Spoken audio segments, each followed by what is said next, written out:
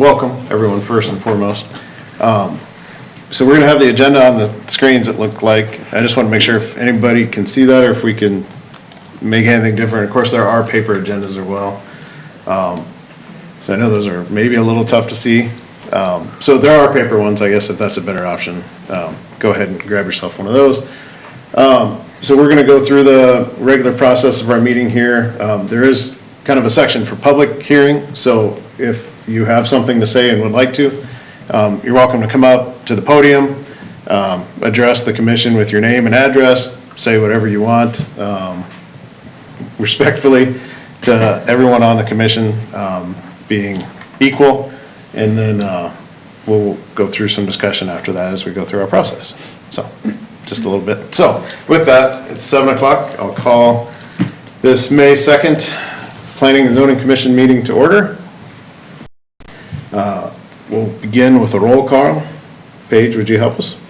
David Larson. Present. John Meyer. Here. Douglas Benschoter. Stephanie Garner. Here. David Huser. Kate Payne. Here. Kathy Olson. Here. All right, I see that we have a quorum, so we'll continue. Item C of our agenda is the approval of the agenda for tonight's meeting. I would ask for a motion. Move approval. I have a second. Second. All in favor, say aye. Aye. Hearing no one opposed, that motion carries. Second major item here is the approval for last month's meeting, as written and printed. I'd ask for a motion on that. I'd move they be accepted as presented. I second. Motion's been moved and seconded. All in favor, say aye. Aye. Hearing none opposed, that motion carries as well. All right, section E, which is our public hearing section. So we have a couple items of business under that. We're going to start with number 1 on the agenda, which is the rezoning application for 801 to 803 7th Avenue Northwest from R3 to R2. Paige, could you walk us through that agenda memo? And then if anyone would like to address the commission, we can do it right after that.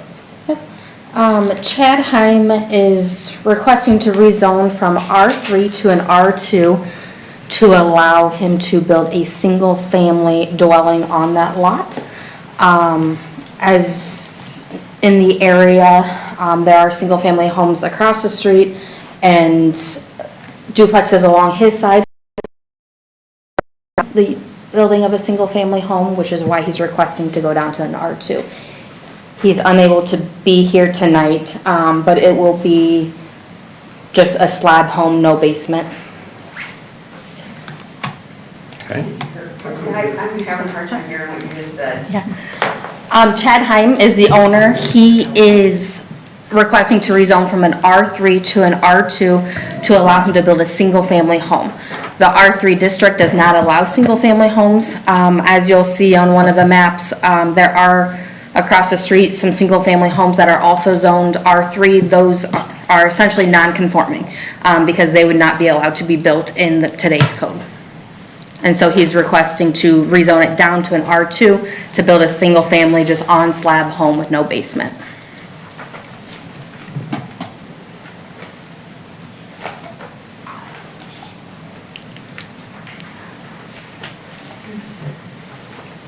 Okay.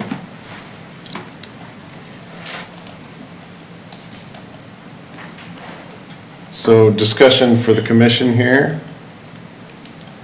Well, first. Yeah, first, my apologies. So I'll open the public hearing for item 1. If anyone in the audience would like to approach the commission and make any comments, now's the time you can do that for item 1. I guess I should also say there was a public comment that was received. I emailed it out to everyone today. You guys had a chance? Okay. Yeah, that would be for me. Yep. Sure. My name is Colleen Franzen. My husband Jim's sitting back there. We live at 804 7th Avenue Northwest, which is north Kittywampus from the property that you're talking about. We've lived there since 1983. We've been zoned R3 ever since. You know, my issue with it is it seems kind of silly. I looked on the zoning map last night. Everyone around us, even the block behind us is R3 up and all the way down to Linder Camps down on 7th Avenue Northwest appears to be, with the exception of the south side of 7th Avenue Northwest, which seems to be industrial, I guess. Seems kind of goofy to me to allow one person to change one little area to R2. I mean, should we all get on the bandwagon and come in here and ask you to rezone all of our houses to R2? I mean, it just doesn't make sense to me. It's always been that way. It'd be a perfect spot for another duplex. I mean, not that I don't like the idea of having, families moving in there because it's with the house, because right now there's a lot of rental and people are moving in and out constantly around there. But having lived there a long time, and we've, abided by all the R3 rules, when it came to putting up our garage and everything, we didn't come in and ask for it to be changed. And I just don't see the point of it. I kind of feel like, if you have money and you want to do something, you just, run around and ask people to change things for you because you think it would benefit you. And I don't see the benefit of it myself, but that's all I have to say, so, thank you. Thank you.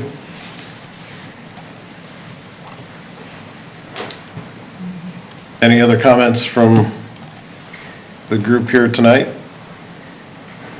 Seeing none, I'll close the public hearing and we'll go ahead and continue our discussion as the commission here. I guess this might be a question for the Franzens. Do you understand that an R2 is less intrusive than an R3 would be? That he's wanting to build only a single-family house, which is one unit, one set of cars, one family, as opposed to requiring a duplex, which would be two families, two sets of cars, and those kinds of things. And we deal with that every day, though. We have them all over the place, so, I mean, we're just used to dealing with it, I have more of an issue with the way people drive in Waverly, how they don't know how to stop at stop signs and. That doesn't enter into this. I was surprised to see someone objecting to having it downgraded in zoning to be so that it would actually be what I would consider less intrusive in the neighborhood for a single-family dwelling. So, in an R3, you could put a two-story fourplex in that lot too. Right. You actually could do it. So, that's kind of where I'm coming from on that. I know it is on that side of the street, there's only one other single-family dwelling, I believe. It's clear down on the west end. The rest are all duplexes. No, there's one to the east. Yeah, I would say it looks like There's one, Justin Jackson, Yeah, but that's next to us. that's next to us. Yeah, there's just across the street. Oh, does this one, I think it's a doesn't this one look like a single? Yeah, it does. Oh, okay, yes it is. Yeah, it's a Okay. duplex. I apologize. no, that's It's a different setup. So the request, though, is to have one lot in all of this be R2 amongst all the R3s. So it's kind of a spot zoning issue. And it's simply because they want to build a single-family house Right. where there already are some single-family houses. Right, and there are R2 just on the south side of that railroad. Those are all R2. So, And the reason he's looking at a single family versus a duplex or a triplex, we've had several people come in and look at this lot. There's a 20-foot easement, I believe it's sewer along that east property line. So a duplex even would get to be pretty small. It would be tight on there, especially without having a basement. is there not a path where you can simply ask for a variance instead of rezoning it? You can't do variances for the uses. So because it's a use, it has to be rezoned.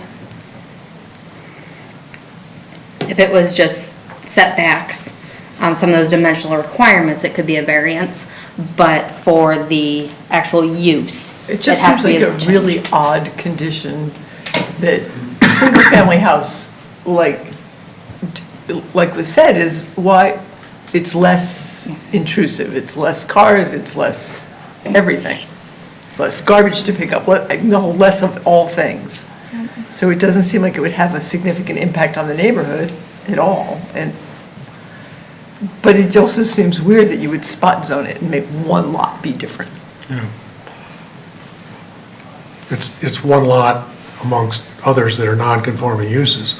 I mean, right now, Right. all of the houses in the whole neighborhood mostly are all non-conforming uses. So it's an attempt to make it a conforming use rather than put in another non-conforming use. So, that's an interesting conundrum, I guess.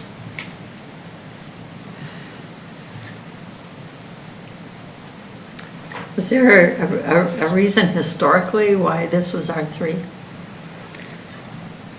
I think we've looked at it, and R3 allowed 1, 2, and 3 units back then, so you didn't really differentiate. So when it was done on the north side, that's why you had some duplexes, that's why you had some singles, that's why you had multiple developments. So in the past, you could build a one-family house in an R3, and that's changed. So we changed the R3. So there's no grandfather clause that allows this to happen? Well, they just, the ones that were built under, when they were appropriate, obviously can be there. And No, they no, can I also- understand that. Yeah. But the one lot that didn't get developed, And it's interesting that we have a minimum lot width and depth for a single-family dwelling in the R3 zone. Must be a typo. And keep in mind that, so you look to the Wentz property to the east, they built right across the property lines, they just ignored where the lines were. So it was just done all in one development, basically, as an R3 type. Didn't we do some? We did, We did some plots of survey to adjust those lines that I don't think show up on Beacon. If you did, then, yeah, it should be. I mean, we did plats of survey to adjust those so that there wouldn't be lot lines through buildings. Yeah, I think most of them have been fixed. The one that's, the second one in. as the Maybe we duplex didn't that's do all split, of them, I don't know. looks, but there's the They one. were Sandra White properties, Okay. and the one that is now not correct is a Larry Wendt Okay, property. Wendt and White used to be partners, yeah. so Wendt has not requested to correct it. And obviously, that's something that'll probably get taken care of when they want to sell it to somebody else, and they need to have lot lines to show that. I just feel like seems like there should be a simpler way to allow a single-family house to be built here because of the history of the development. Just seems Yeah. like an anomaly that should be allowed, Like a special provisional use or something. Yeah, something like that. A special use. as opposed to having So to that you say- rezone it.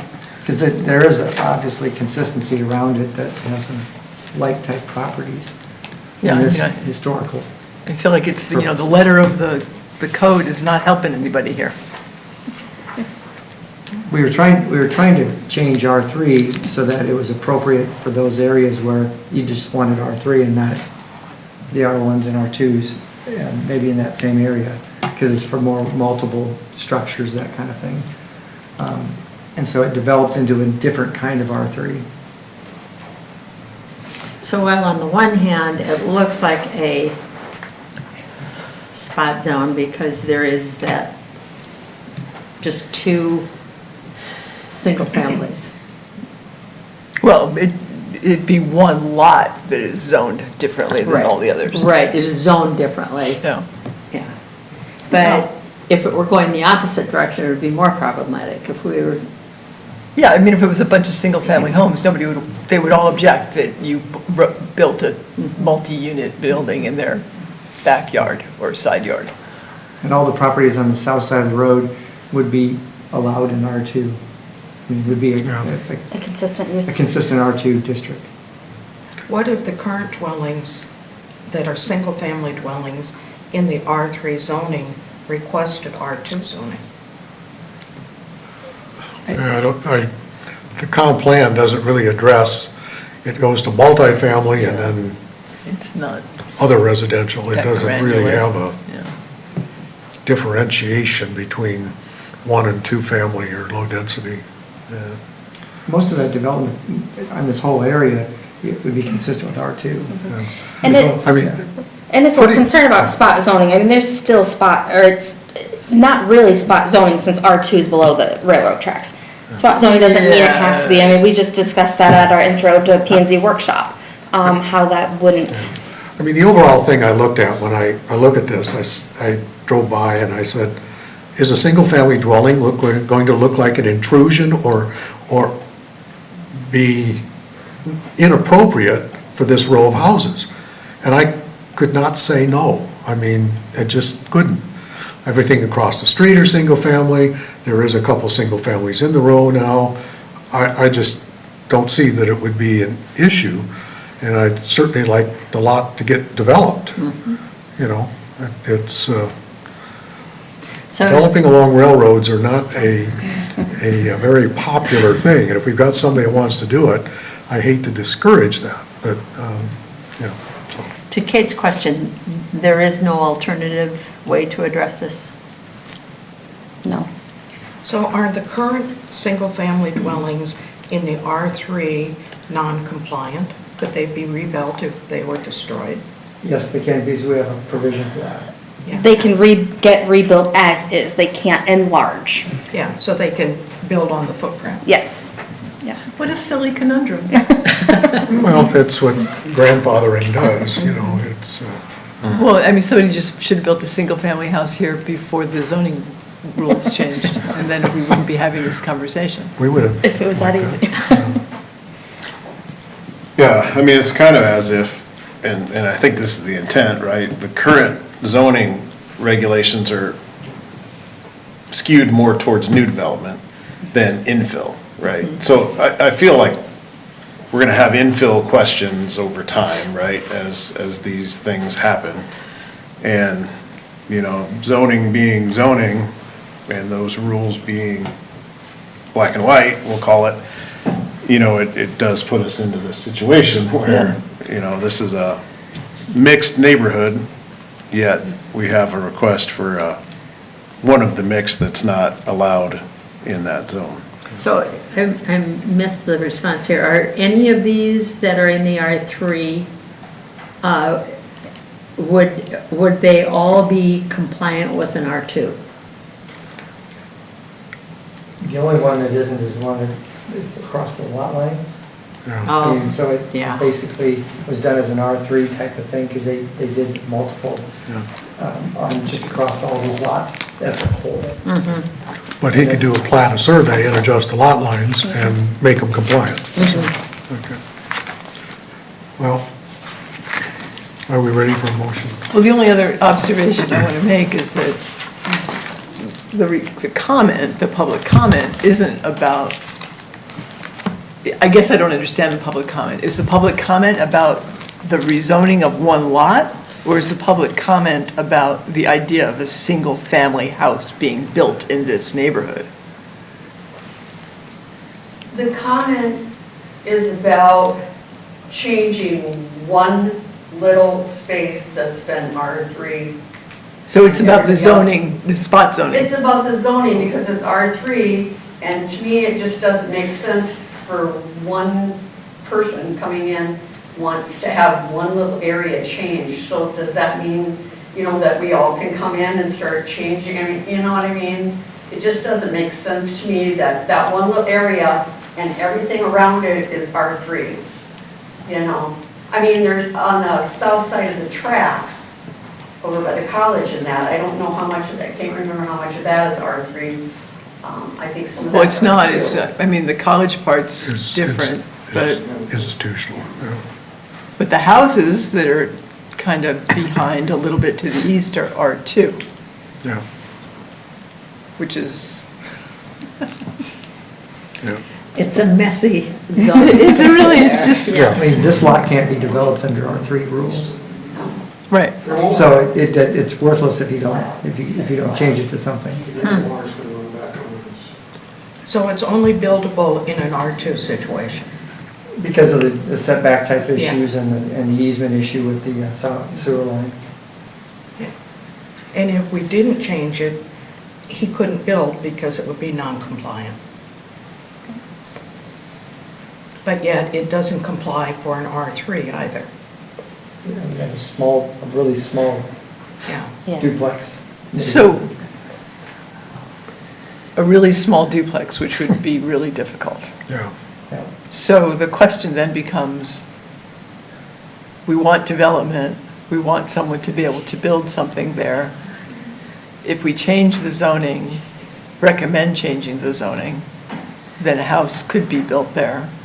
And that would help with the tax rolls and everything else that the city likes to have happen. And the neighborhood wouldn't have an empty lot.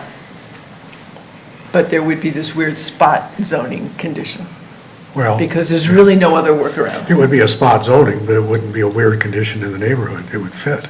Right, the building would fit, presumption, I mean, we're Yeah. presuming, yeah. Okay.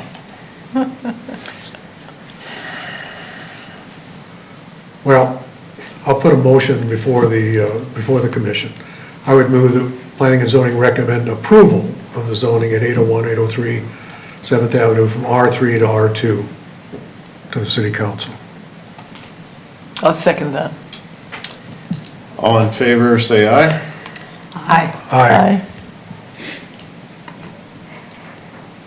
Did I hear any opposed? If so, say nay. All right. That Appreciate motion your passes. presence, though. Thank you for coming. Absolutely. All right, so item 2, under section E of our agenda, is another rezoning application for a series of lots here, 1901, 1903 3rd Street Southwest, 1951 and 1953 3rd Street Southwest, from R3 to R2. Reading that correctly. Paige, could you step us through that agenda memo, and then we'll open it up for public comments. Yeah, so those 4 addresses are all on one lot currently, Lot 19 of Centennial Oaks Estates. It is currently zoned R3. As you'll see in the next agenda item, they submitted a plat, a survey to create 4 individual lots and get rid of the condo regime. When they request to do that, that is not permitted in the R3, so they would like to rezone it down to an R2. Okay, so, hearing that, and if. Did you get any comments from the public? No comments were received on this one. Some of the owners, I believe, are here, so Okay. they'll probably have some. So I'll open the public hearing for this item 2 under section E. So anyone who'd like to make a comment, please join us. Randy Huser, I live at 1951, one of the condos there. Okay, This all basically came upon because of condo insurance. It was $3,900 last year for all 4 of our condos. This year, the renew is $9,900 Wow. Per unit or for all? for all. Okay. So, and I've talked to 2 or 3 different insurance companies, and they expect another $4,000 to $5,000 increase next year. Why? Condo in Florida, 4 or 5 years ago, and they throw our 4 units in with a 48 unit plex, a 32 unit plex, we're all together. And that's why the insurance is outrageous. So, HRS has surveyed it, and they've come up with 0.17 acres, pretty much down, for all 4 of us. Me and Lechtenberg we're getting more of the front yard because Mary and Dale Gokey's grandson have the sides. So that's how they determine, for us to get more of the front yard. So we're real close to 0.17 acres for everybody. So.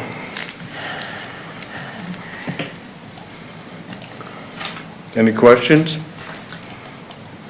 Possibly. Possibly, yeah. I don't know if I know right off the top yet. So, you can certainly, I appreciate your comments. You can take a seat and we'll kind of keep it. Okay. If we have a question. Is there anybody Are there else? other comments? Well, I was gonna make sure first. If anyone else is here to speak on this one, please go ahead. If not, I'll close the public hearing on this, kind of transition over to the commission again, and then we may have a question or two, I don't know, so that would be great if you're around. So, the first thing, I want to just make sure I'm navigating correct. So, we do have a plat of survey in our next section of the agenda for this exact decision that is dependent on.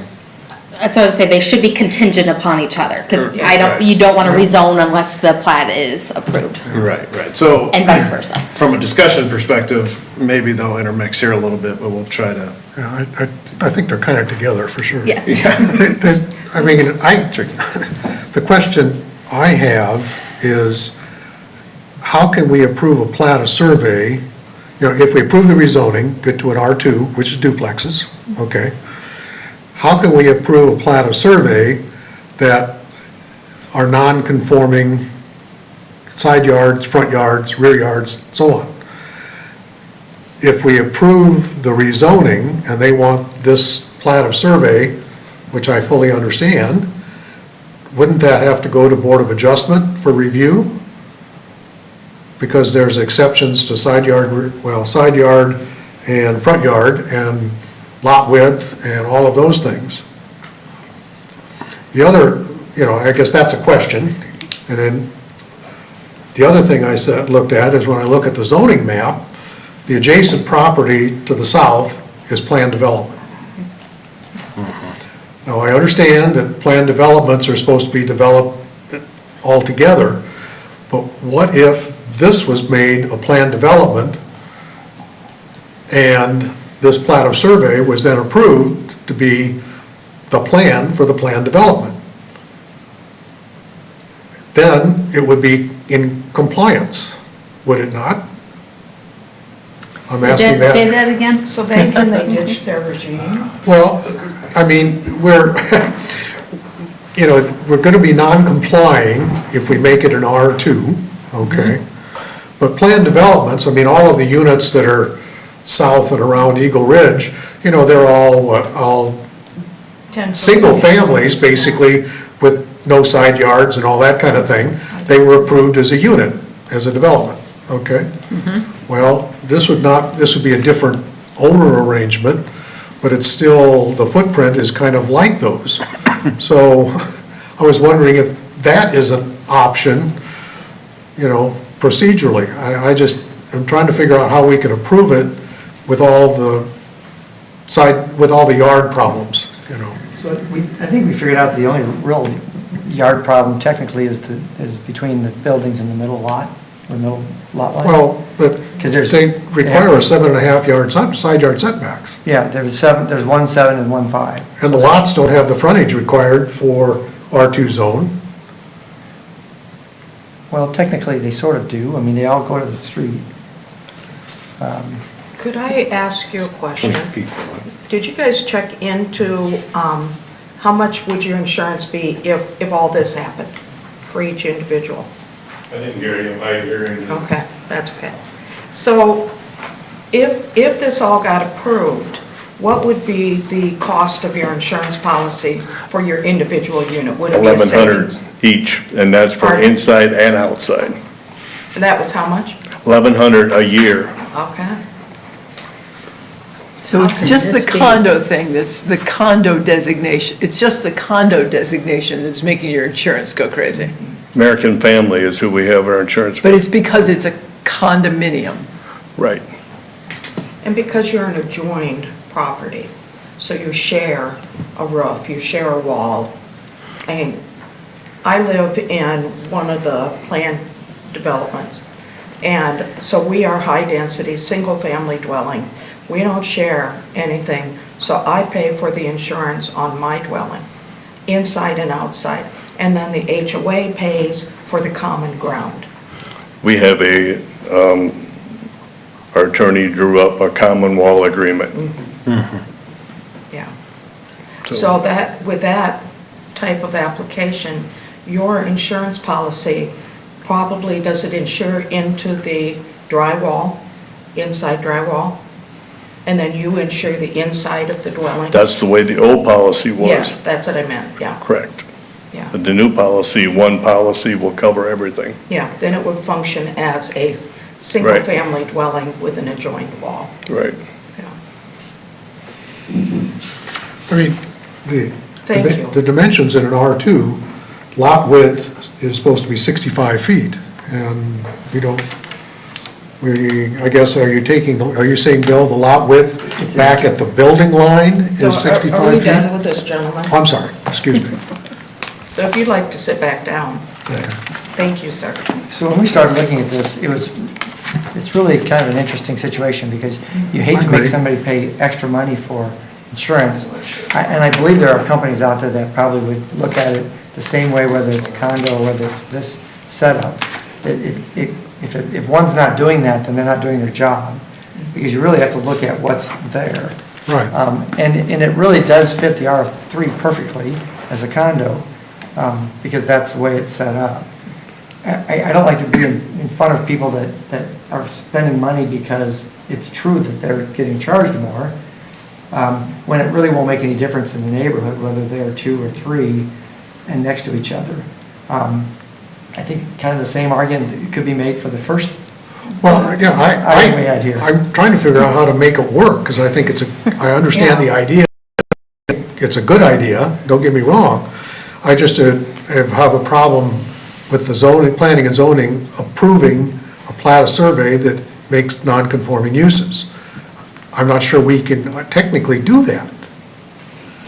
Well, given their Can they be situation, approved on the plat? we may have others that Yeah, I mean, have the same situation. Do you know of other situations like this? Well, I've not seen it where people are trying to, that's so clearly a condominium type setup, because it's got the weird angles and all that. If you have 4 in a row, it's easier to do that. It's easier to see where the front is and all that. When it comes down to it, if you'd had this added to the PD district, you could have done whatever you really wanted to. Right. And it could be approved. So if you don't get it this way, you could do it as a PD and then just do it the way it's done. well, and that's what I was suggesting, just instead of going to R3, or R2, I'm R2. sorry, make it a PD zone, Next to the. approve next the, one. and then we could approve the survey plat as part of a planned development zone, and it's, quote, in compliance. And it's more consistent too, because that's the way the other Right. ones were developed and built. So, I mean, I don't disagree with you, and we kind of came to this after they'd done a lot of work, and so we didn't want to try to change some of the But things. that wouldn't they'd already change done. the survey. Yeah, you're right. It wouldn't change any of It would that. only change the application to the Planning and Zoning Commission. Right, Right. Instead of R2, it would go to a PD. go to PD. Go Does to- that, then they can still be they stop being a condo and they become single-family homes. Yeah. With- There are 2 And they attached. own their own Yeah, dirt. that's a separate task. Yeah, two attached dwellings. Right. On each side. Yeah. Yeah, their attorney is preparing the documents to terminate the condo agreement. And we've seen, did I include, the covenants and restrictions for the common wall will be on the next agenda item. Which is very common for what we do when we do Right. attached homes, with a Right. line down the middle. They've done that, and so it really does work that way. So if we, if we go back and instead of going to the R2, if we go to PD, or plan development, go to whatever, PD, PUD, plan development. Plan development. Does that mean we have to republish hearing and do all that over? You're asking for a zoning change, and you're telling people what the zoning change is, so Yeah. I assume you probably have to redo Yeah. that. What's your timing on the insurance? I guess that's for the owner. Could it wait another month? What's that? When's your insurance due? When the insurance is due? Yeah. June 19th. This is May.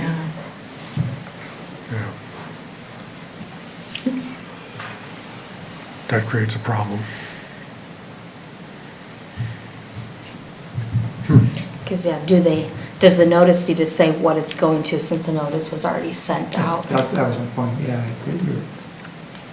Here's a question. The other issue is the new policy, you normally had a $1,500 deductible. Now, it's gonna be a 5% in addition to the $1,500 deductible. And it's 5% on the replacement cost of the condo. So the condo replacement is about $650,000. So 5% of that is $32,500 plus the $1,500. So our deductible is about $34,000. Yeah. Unappealing. Ouch. Yeah. There's got to be other companies that don't do that. I'm sorry, but you're not changing anything except lines. Well, The risk is still the same. So let's But suppose the we- insurance company will insure different things. They'll each have their own individual Right, instead of insuring the dwelling into the drywall. right, right. Yeah. Well, yeah.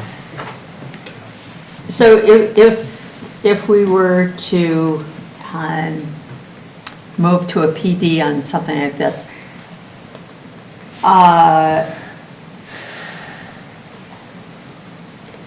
that works in this particular case because it is contiguous to another PD already. So if, I'm thinking precedent here. So if, for example, some other area said, well, that had something similar as an issue,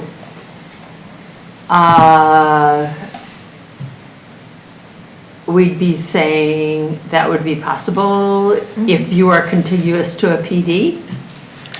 Well, if you- Already? No, if your property is, if you can make it compliant. Yeah, I don't think it has to be contiguous. So keep in mind that if this had started as a PD, you could say, and as a PD, we're gonna make it look like an R2. Because you can do that, because we ask for that when they're doing combinations of things. This is my R3 section, this is my R2 section, this is my R1 section. There's nobody here that objected to the rezoning, and what you're doing is you're doing the same that they're requesting, because it would become this as through the PD. Sometimes you just, maybe you look at it and say, what? The end result becomes the same, you're right. We just wait a So moment. I can understand the time is of the essence maybe here. The lots that continue to the north as you cross Oakwood and whatever the other, Oakwood Circle, are those all condominiums as well? Yes, duplexes.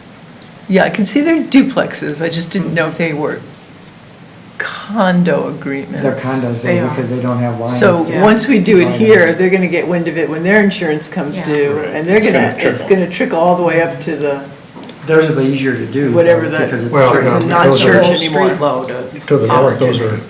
those could be split actually more easier than Yeah. these. Yeah. This is a unique one Because they being on are the in a- corner. Unusual shaped lot. so the choice right now is we either approve it as it, well, there's other choices, we could say no, but we could approve it as is, but it's non-conforming with the actual limits of setbacks and such, to make it be R2. Or we punt and say reapply as a PD, and then all is good. We can approve the plat either way, right? Yeah. You can approve the plat now, but it would be contingent upon the rezoning. So it would just sit out there until the rezoning went through. And if it didn't go through, then we wouldn't Then that would- record it. Right. And it wouldn't be approved by the council. So what would be the timeline? Let's say we have a tentative agreement to re-meet early. Like, what is the lead time to put a public notice out if we were to do a special commission session? It if has that's to an be option? published in the paper a week in advance, and I need it to the paper that Monday prior. So if it was a June 6th meeting, I would need it by Monday the 27th, since that's a holiday. I would need it to the paper either by the 30th or 31st For the June. for the June meeting. So I So spoke what has with, to happen after we say yes or no? it then goes to city council, because it's a rezoning, it's 3 readings. 3 readings. at So does city that council. allow enough So time? that's So there's what no they way have to that, yeah. Isn't it June 17th? Yeah, I mean, if you wait till June, it's not gonna be completed till July. So what if we did if they redid their plan development and got the paperwork straightened out and we had a special meeting? If everybody would be in agreement of that, we could look at it. I do want to say, I talked with Pete Lampy yesterday, the day before, about this, asking about the variance question, if you need it, rather than approving the plat. He wasn't sure a variance would be needed because you could approve it with the plat. He says if your commission would prefer it to go the variance route, he's fine with that, but he's comfortable with it being approved on the plat. But I don't know legal-wise, I think that, I mean, those minor adjustments can be made, I think. on the plat, on the approval of plat. It's been done before. So you're saying, Bill, that if we approve it the way it is tonight as an R2, even with the anomalies on the plat, it doesn't need to go through a variance to Board of Adjustments? That's what Pete seems to be saying, that he wouldn't think it has to come to him because if you approve the plat. Because we have the plat survey. Because so we approve the plat of survey even though it's, And it's really because it's a rezoning. If you were looking at this as a new build, you'd say you can't do that, you have to fix it. I mean, you're doing it because of the way it's, that it's already built. Okay. So if we were to do as you were suggesting, Stephanie, that does not go forward to the council? Well, yeah, the plat survey has to go to the council, and so does the rezoning. So does, But they yeah, could maybe get in there quicker. If we did a special meeting, Right. Yeah, the best you can do is get in at the 20th of May instead of, or the 3rd of June. okay. would but be- they have 3 readings? Yeah. I don't Oh, that's understand right. how we can possibly get that through in time for their deadline. So if we had a special meeting on May 16th, the first reading could be at council on May 20th. The second would be June 3rd, and then third and final would be the 17th, which is when the insurance is due. yeah, but, I mean, getting, is the insurance company gonna move that fast? Right. Because then you still have to All we can record. do is try and move it as Right. along as fast as we can. We can't necessarily drive it to be successful for this insurance bill to be due. Right, right. That would be nice, but may not be achievable, and Well, yeah, and I'm starting to think, the end result is the same either way, except it'll be called a planned development zone instead of a R2, I don't know.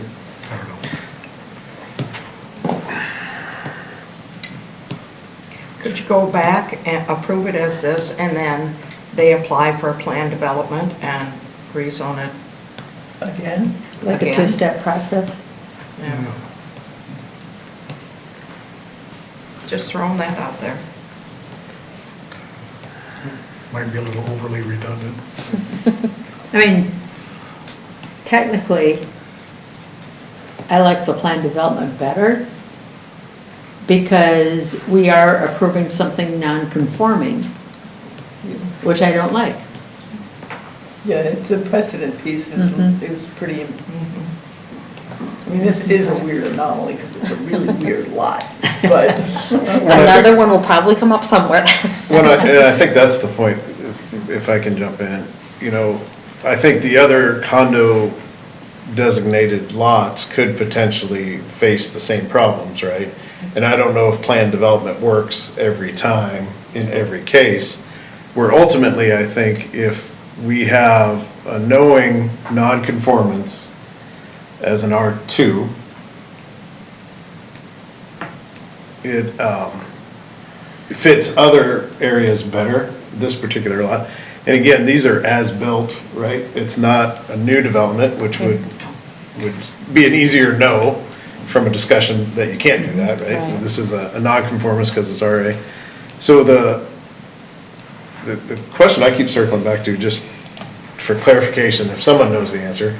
So I understand it's a condominium, and the R3 zoning doesn't allow, how is the R2 a benefit here?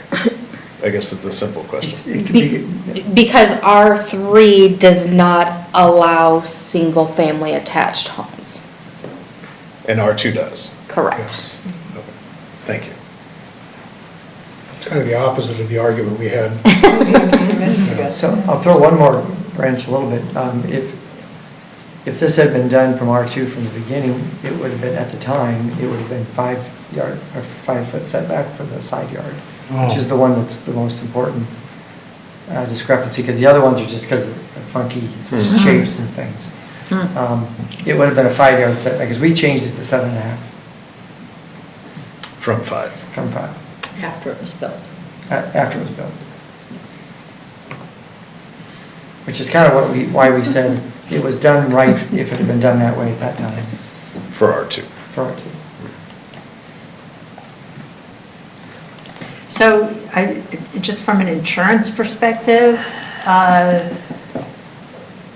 there is, if June 19th is when it's due, there's no working with your insurance company or anything, it is just a drop dead. If we need to, we could probably,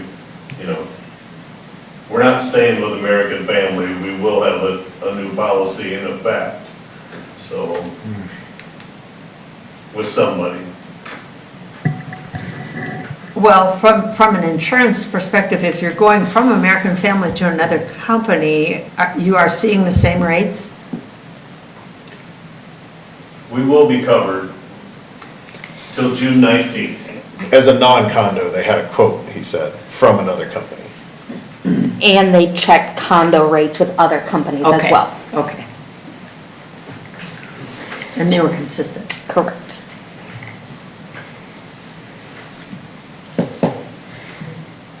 All right, other discussion, questions, or are we ready for? So, given your comment, Bill, about had this, because this is being rezoned after the build, is it cleaner to go R2 or PD? It really makes it difficult. We try to figure out why we can't do it, when I kind of think, why can't we do it? I mean, it's not going to change. We can figure out a way to get it done one way or the other. Nobody's objected to it.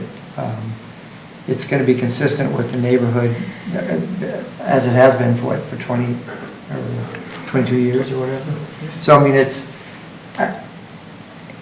we're getting pretty close to that little, how much of an issue do we have with it? Well, at some point, doesn't PD turn into R2 or R3 at some point anyway? Yeah. Well, when it is as a PD, then you establish that you're using R2 type things. Although even with a PD, I mean, even if you said it was an R3, you'd have to have bigger setbacks between the buildings, because now Right. buildings have to be 15 feet apart in an R3. Right. So it becomes a little bit, we're just kind of letting them do something that isn't going to really matter to anybody else except them, because it's already existing. I know it's a hard thing to say, but the law isn't always black and white and easy to do. Sometimes you do the right thing. I mean, the only risk from our point of view is probably the precedent thing, if something else comes up. The rest of the lots to the north don't look like they have the same problem because they're not weirdly shaped. Right. Those will be easy to convert. It's just beyond this, we've done precedent, but I mean, that's kind of why we exist, right? To look at the anomalies and ask whether or not the black and white rules should or should not apply. Right. I'm kind of at the point where why hold it up? Let's just move it ahead as requested. This is kind of where I'm sitting, even though I understand why PD would have made more sense, but I guess I don't really see a downside at this point. It's not a motion. I'm just putting it out there to see if I get a reaction, but it can be a motion. I agree with you. All right, where's the motion thing? Add contingent upon the plat of survey to that motion. Okay. That the Planning and Zoning Commission recommend approval, am I reading the right one? So far. Didn't get that far yet. Recommend approval of the rezoning of 1901, 1903, and 1951, 1953 Southwest from R3 Residential District to R2 Residential District to the City Council contingent upon approval of the plat of survey. Is there a second? Second. All right, all in favor, say aye. Aye. Hearing none opposed, the motion carries. It passes. I would like to make sure that the minutes show that it's because it's existing construction and an unusual lot shape, you know. Okay. And that would probably be contingent on the next item as well. Make sure it says it. Okay. All right, moving to item F, regular business number 1. Paige, would you please read us this? So this is those 4 lots we just discussed. Coincidental. All right, so in all seriousness, I think we understand the why here and some of the challenges that we've already discussed. Thank you. So, commission discussion begin. I kind of think we almost did it. Most of it. So this does include the covenants, the common walls, the legal page after page, after Yes. page, after page. Page? There's a lot of pages. So this, the only question I had was, on this subdivision application, okay, dated March 18th, 24, presently zoned as R1, is that a typo? Yes, it is not. That Beacon originally showed it as R1 when they first brought it to us. I did not get that changed. Okay.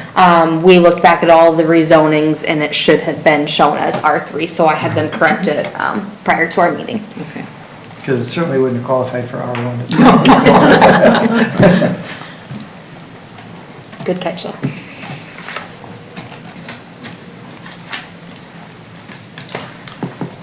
I move that the Planning and Zoning Commission recommend approval of the plat of survey creating parcel ZZ, parcel AB, parcel AC, and parcel AD to the City Council, I second. Contingent upon the rezoning. contingent upon rezoning. Which was the I other way. second.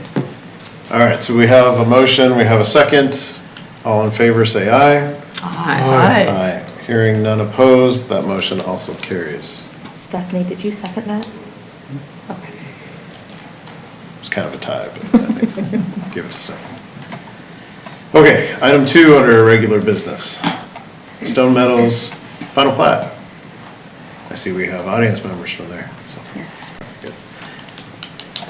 All right, so Paige, could you run us through that memo? Yeah, so we saw the preliminary plat 2 months ago. They've now finalized the final plat. This is for 58 residential lots, single-family attached and detached. The location is at south of the Cedar River Parkway and east of Miller True Value, that Village Square Plaza area. They're having access points from the Cedar River Parkway and will also connect to Stone Lane. It's zoned R2, which is appropriately for the development. So the one question I had, and maybe, so you said something about 70% in an email. Oh, those were the construction plans that were. Construction plans. Oh, okay, okay. Staff is still working on finalizing those construction plans prior to the council meeting. Okay. So that is included kind of as the 70% in what we saw here, but they may change or they will change. Right, based- yep, they will. Based on some other feedback. Okay.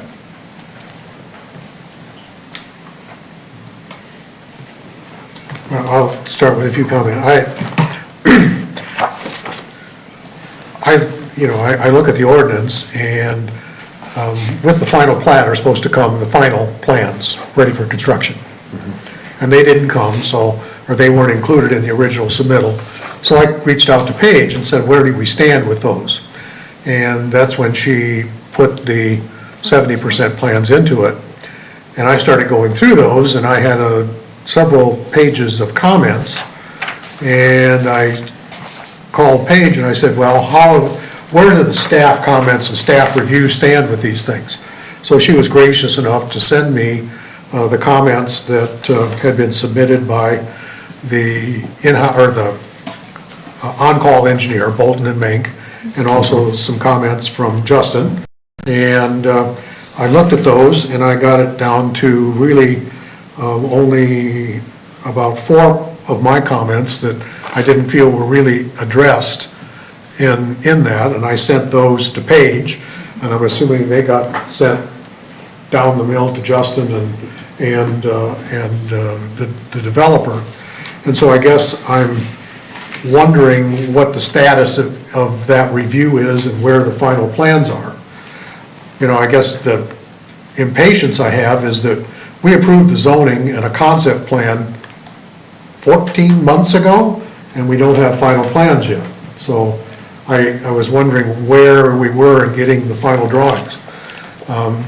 One of the sensitive items that I'm very sensitive to, because it's caused some problems when I was working for the city, is the stormwater pollution plan. That was not really anything that was reviewable that was submitted. And it depends on how it's phased and what gets built first, how is the grading going to proceed, and all those things. And there really was nothing in the 70% that addressed that. They just said, we're going to put a silt fence around it, and that's all. Well, if they don't do more than that, we're going to end up with a detention basin full of silt, and how that all is going to be managed. But, so I guess that becomes a question for Justin and the developer. How far are we along with that? And when will that be coming? And is Justin satisfied that they're going to get there? I actually asked that question today in an email back to the civil engineer, and I have not got a response back. And I did pose a couple of questions that you had as well in an email. So we're waiting back to see where the plans stand. I know he's been working on them, and I don't have an exact answer on that. Maybe they have a better answer. Nick Brewer. Yeah, I can speak to that item. I believe I did respond. Could you have a name? Nick Brewer, Okay. Cedar Falls. I believe I did respond to that email, and final plans will be coming by Monday. When I read the final plat checklist, it does say construction documents. It does not say final signed plans that I could see. And it did make reference to profiles, cross-sections, things of that nature, but I did not see anything as far as SWIFT documents go. Now, there will be a complete set of plans by Monday with all that information readily available. And we are working through that with the initial comments from Bolton and Mink as well as city staff. So I believe it reads construction documents. It does not say final signed plans. It says profiles. I don't have it in front of me right now, but there's some language in there that states, basically you're going to have profile design done, you're going to have some cross sections, we're going to have some grading modeling done, so. Well, I mean, final plat specifications, it says that there will be construction drawings with sewer water profiles, cross sections, and specifications subject to certification and approval by the city council. So that's the final documents ready for construction. And yes, sir. That's what it is. So we have this by Monday. Will that be on a timeline that's acceptable for when council gets this? Any vote I give will be subject to receiving those approvable by Justin and, Okay. if any vote that I have on it. Right. There were a couple things that are not on the plans that I had questions about related to the deed of dedication. They're to be constructed in the order shown on a phasing plan that I don't see. There wasn't a phasing plan. And so our question was, how are they going to be phased? It also says that all this stuff is going to be done within a year. You're going to have all the public improvements built in a year from final plan approval. We believe we can, yeah, we believe we'll have bids here in the short streets. Yeah, streets. Street, sewer, water, Sewer, water. grading, detention basin. Foundations by January. Pardon? We're hoping to start foundations by January. Well, yeah, but you can start foundations as soon as you get sewer and water in and all that. You don't have to be done with the public improvements. Public improvement. Kevin Fitro, Panther Builders. This is a little different in the fact that we have final plat this early. Most of the cities we're developing in, you have final plat, final acceptance upon all the improvements being done. Our plan is to, yes, have final improvements done by worst case scenario the spring, so that we're building on foundations with the final accepted final improvements, everything done. Okay. So yes, that answer is very true. The other is, I think to you, John, is I think there's a little bit difference in your expectation at P and Z and what our expectation was going to the council. So we're hitting the mark of what you've been asked for to this point. So are we looking for 100% or for John and P and Z, or are we looking for 100% for council? So I looked at some previous subdivisions, and it was hit or miss whether final plans were, or construction plans were included with the P and Z agenda. Yes, it does say that the cross-section specifications, they should be shown in those construction documents to city council, or at the P and Z, but there were subdivisions I found that didn't even have any construction plans in them. So yes, when Nick and I were talking about that, we were discussing timelines, and I said, if we can have some sort of plans, but it's gonna be, can be contingent upon our engineering firm to approve them prior to going to city council then.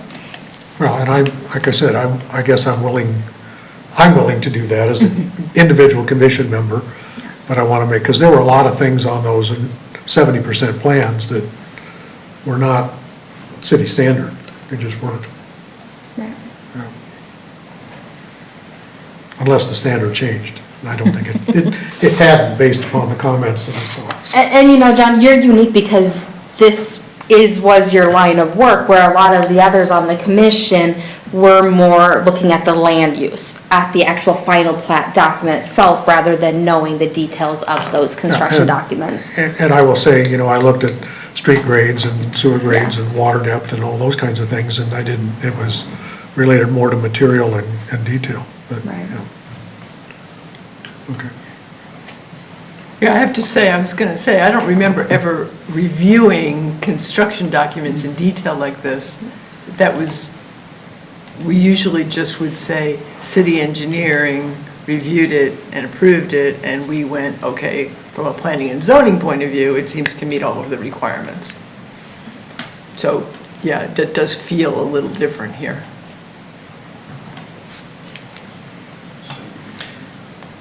So, Paige, in your digging a little bit, historically, you said we don't always have that at this phase.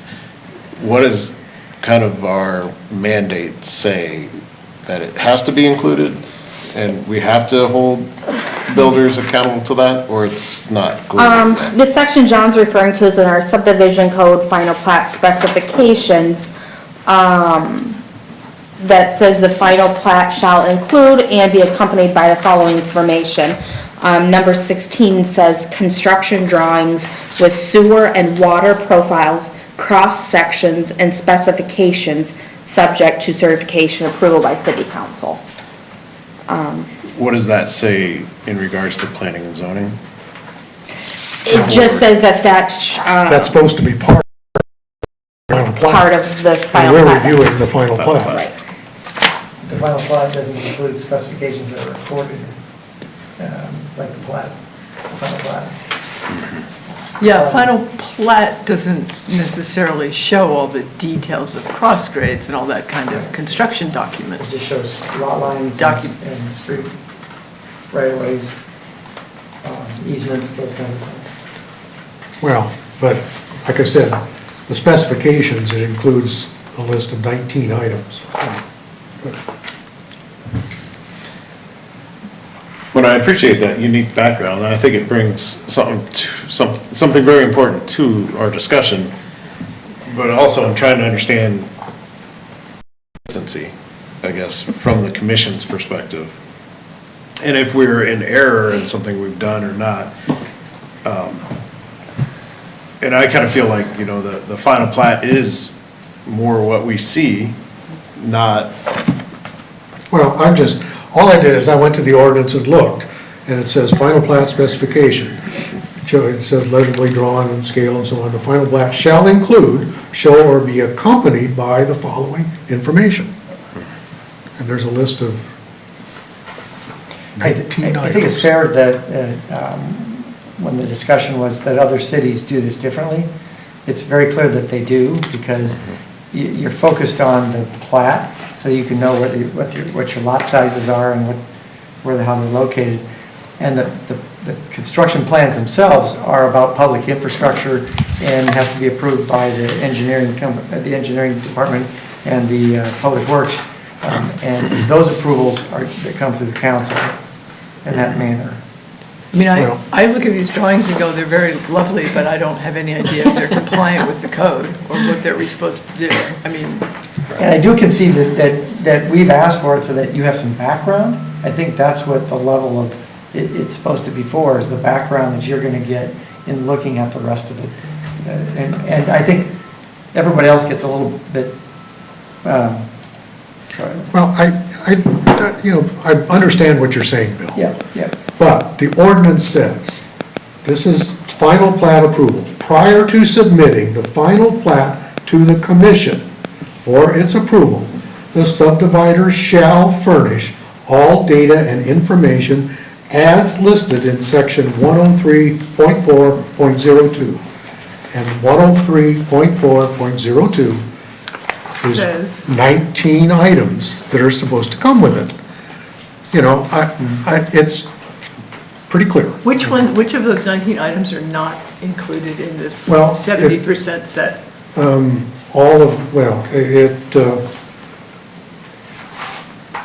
The final completed plans with the material and construction. And because on the plans, on these drawings, there are tables and things that had high-density polyethylene plastic storm sewer pipe. And that's not ever been allowed in the city, so that's a question. The placement of fire hydrants, for instance. We have some mixed. But aren't those the things that the city engineer would have reviewed? Yes, and they were, and that's what I'm saying, is they were, but they weren't ready before the commission meeting. So we don't have the final document. They don't have the final We're document. still working through them with the So, developer. I guess, Okay, so even though that's what the ordinance says at this particular time, one question is going to be, maybe that means some rewriting of the language. That would be the first question. let me put, I don't want to end discussion, but to get a motion that we could talk about, I would move that the Planning and Zoning Commission recommend approval of the Stone Meadows Edition final plat in Waverly, Iowa to the City Council, subject to the submission of the final documents as listed in the ordinance and approval by city staff. Yeah. Yeah. I'll second that. It seems like what we would have done. Okay, now, I don't want to end discussion, but there should be more of that. so before we vote, let's continue some discussion just on anything that was open there. I don't want anybody to be cut off. Okay, no, I was just saying that maybe is a part of our code that needs to be looked at. Yeah, because frankly, we've been looking at it for 6 or 7 years, and we've been wanting to get somebody hired to help us with that rewrite. And one of those things would be separating what is really the public works and the engineering people approving, and what are you approving as the design of the lots and the layouts. And I think it's right that it should be asked for by the city at this time. And I think that's a very appropriate motion to make, because that's really the way it works. The staff will look at the specifications and the council will approve those. Because really, we're saying that from a P and Z perspective, we're seeing what we need to see at this time, even though the ordinance may say we need some things that aren't here. And the motions like John's is good, and going forward could be similar to that. Maybe in the future subdivisions, we have a report from our engineering firm or from Justin that says we're working with them, we still are looking at X, Y, Z. Before it goes to council, we will have staff-approved plans. That would have been very helpful to Yes. have a report. I mean, to look at this list and say, this is what you've got, these are items that are under consideration, and this is where we stand on them. Yeah, and we can do that going forward with new subdivisions. And I would say also, I mean, typically we do ask, we didn't hardly get to it, is, what is staff's recommendation or staff's position on this? And that is kind of the cross-check. And I apologize, you're right. No, it's absolutely fine. And I think, it's been a good discussion, and I think we have some good takeaways from it. That said, any other further discussion? If not, I'll call a vote on John's moved and seconded motion. So all in favor, say aye. Aye. Aye. Hearing none opposed, that motion carries as stated. Thank you all. All right, item 3, under regular business. Thank you, gentlemen. Thank you. It's election of officers. So we have a couple positions to fill. So, Surprise. David, are you willing to serve again as chair? If no one I was wants going to to just oppose. move that we elect him. That's how it happened last time. I second that.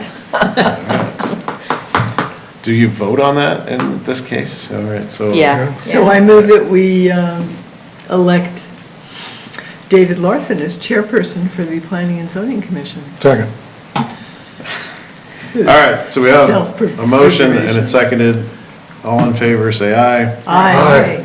Hearing none opposed, that motion carries as well. Assuming you did not oppose. I did not oppose. I would have taken a vote. But you can't vote anyhow. No, I'll just vote. So, anyway, I would be happy to serve again, or continue serving. All right, next vacancy, or not vacancy, or next position we have to vote on is Vice-Chairperson.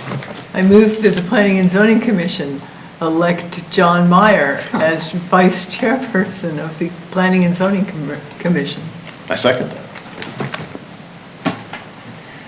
I can do that, right? Oh, yeah. All right. John, I take it you're not That's fine. protesting? I'm fine with that. All right, so all in favor of John Meyer as Vice Chairperson, say aye. Aye. Hearing none opposed, that motion carries as well. All right, item 4, fresh ink here. Paige, can you start with the agenda memo? Yeah, Or Bill, do you you guys wanna want walk through to? it? I can do it pretty quick, because Sure. I've spent a lot of time working on these over the time, the last 3 months probably. We tried to identify all these phantom alleys or sections, and with Beacon, now you can see where the yellow doesn't go anywhere, or goes the wrong way, or goes in the wrong place. And we've been trying to clean that up for some time. And so I started out with probably 70 or 80. We got it down to 70. And the variety of things, but a lot of alleys that are really not alleys. There's some of those. There's some streets that have been, that we need to vacate so they don't. Where it just really was trying to clean it up so that we don't have these things that don't make sense. And when you look at the pictures, it's easy to see when you really look at those pictures. So if there's any questions you have about any particular pictures,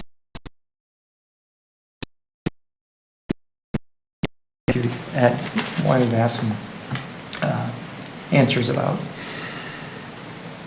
Because the way it works under the state law is we can give notice of the property descriptions, And then we can go to and do it all in one document. We don't have to do separate deeds. So it works out really great, so we can have this spreadsheet that basically is a deed for everybody. And it works very well, and it was the way we could do it without spending a lot of money on recording costs and those kinds of things, so. We didn't notice, though, that P and Z gets to weigh in on vacating properties right away, so that's a new thing that Paige learned that she'll worry about next time. The last time I did this was in 2014 for one of the alleys that we're finishing now. And we didn't do it, and Ben was with me on that time, and he didn't see it either, so it wasn't done at that time. So generally speaking, we try to do the best we can. I was just focusing on the state law, and I didn't look at the review provision. So if you have any questions, I'd be glad to answer. Well, can I start again or not? Does somebody else want to start? You can. Okay. See if you can take them off my. Well, I got it today, and being retired and having drive out around the town a lot, I can visualize many of these things. And I drove around some more this afternoon. And what I did is I sat down with the list of 70, the spreadsheet and the drawings, and came up with a list of questions. And then I looked at Paige, what she sent us for her comments and questions. And very frankly, all of her things were on my list. So we're kind of on the same page. And so I have questions. Okay. First, those that are kind of general. How were all the property owners adjacent contacted? Was it simply by letter, by mail? Yes, they were contacted by letter, and I either got an email, phone call, or personal response from every one of them that agreed to do it. Did they all understand the conditions of ownership? In other words, if we were reserving utility easements for their piece, did they understand that, you know, they can't occupy with that with anything? And also, if there wasn't a utility easement, that, you know, they would have to go through a plat of survey or joint, I guess, multi-lot deed, I think that's what they call it, before they could use that and incorporate it into their lot as a, you know, to use it for setback or front yard, side yard, whatever. Did they understand that? There were people that asked those questions. There were people that did not ask those questions. I asked people if they, most of them said, yeah, I'll do it, I want to take it, I want the lot. And then we did have discussions about how much it was going to cost potentially in property taxes. It was somewhere between, that we kind of looked at a number of them, between $2 a half and $6 or $7 a half for some of those, if they're only 8.5 feet wide. They were generally, some of those were done, it looked like they allowed them to just absorb it into their parcel because they were changed, and then some of them didn't get changed, so it depends on who was doing it over at the courthouse. So I'm not sure, I'd like to see the city do it as a multi-lot agreement so that we wouldn't have to have platting done. Well, I mean, Because I yeah, think for purposes of appeals. most of these are in old neighborhoods that are, because you just can't find pins. So I would say that since we already have pretty much have a form that we use, that we recommend, that people can use, that we recognize, it's a 2-page document. So. Okay. Were all utilities contacted? In other words, Mediacom, the phone companies, like Quest, I don't know what they're called now, in addition to Waverly Utilities and Public Works and all those? We did not do that. We identified where the electrical wires are, either above ground or below ground, where the sewer and water may be, if there's any spots. There weren't very many. There's some, and those are the ones that we identified if there were anything within those easements, within those alleyways. This one is, you know, having gotten stung on this before in my lifetime, were title searches of any kind done to make sure the owner shown there aren't other interests in those properties, and if we deal with that one that we sent the letter to, we're getting all the interest below it, and all of a sudden, somebody's gonna come back and say, well, so-and-so took it, and I got just as much interest as they do, and I was doing it on the acquisition side more than on the Well, we split. vacating side, but, So we split the alleys and offered them to each side. And then if somebody said, I don't want it, I said, that's gonna mean we're gonna give it we could offer it to the other side, so they could have both. And so that did happen a few times. It has happened a few times in the past. okay. Especially in the Mooney's edition up on, between First and Second. There were several there those are kind of odd shaped for that reason. Okay, this last general question is related to the access ones. We, half an alley, and then we say it's subject to an access easement for the persons on the other side, so that we're splitting an alley and they're both using it for a garage, or in one case, it's access to the property behind, and we say it's gotta be a joint, a joint, or gotta be an easement to the other person. They've got to agree. But we're not requiring that any kind of an agreement be in place before we do the vacation. I mean, when we have a development and they want a private street, we require that there be a maintenance agreement on that. It'd be owned by an HOA or something like that, so that we assure that that thing is gonna be taken care of. We're kind of flipping that over now, where they had a public alley that may have been providing access, and all of a sudden, we're taking that away and saying, okay, it's your baby now. Now, I know we haven't been maintaining those alleys, but at least they've always been there for those people to use. And the thing is, current owners can say, yeah, we agree, we share on the rock and I put it in and I deal with it. Well, that's fine with the current owners, but without an agreement in place that's with the property, the next owners might not be so friendly. And I'm concerned that we're taking something away in the way of a public roadway, whether it be an alley or right-of-way, and we're not making sure that maintenance is going to be maintained for everybody that's using it. So Or not maintenance, access is going to be maintained. So part of that was, first of all, I put in the joint driveway, I didn't say easement though, I said joint driveway. Yeah, use. joint driveway agreement, right. Because that's basically what they have when there's never been an alley in most of those places.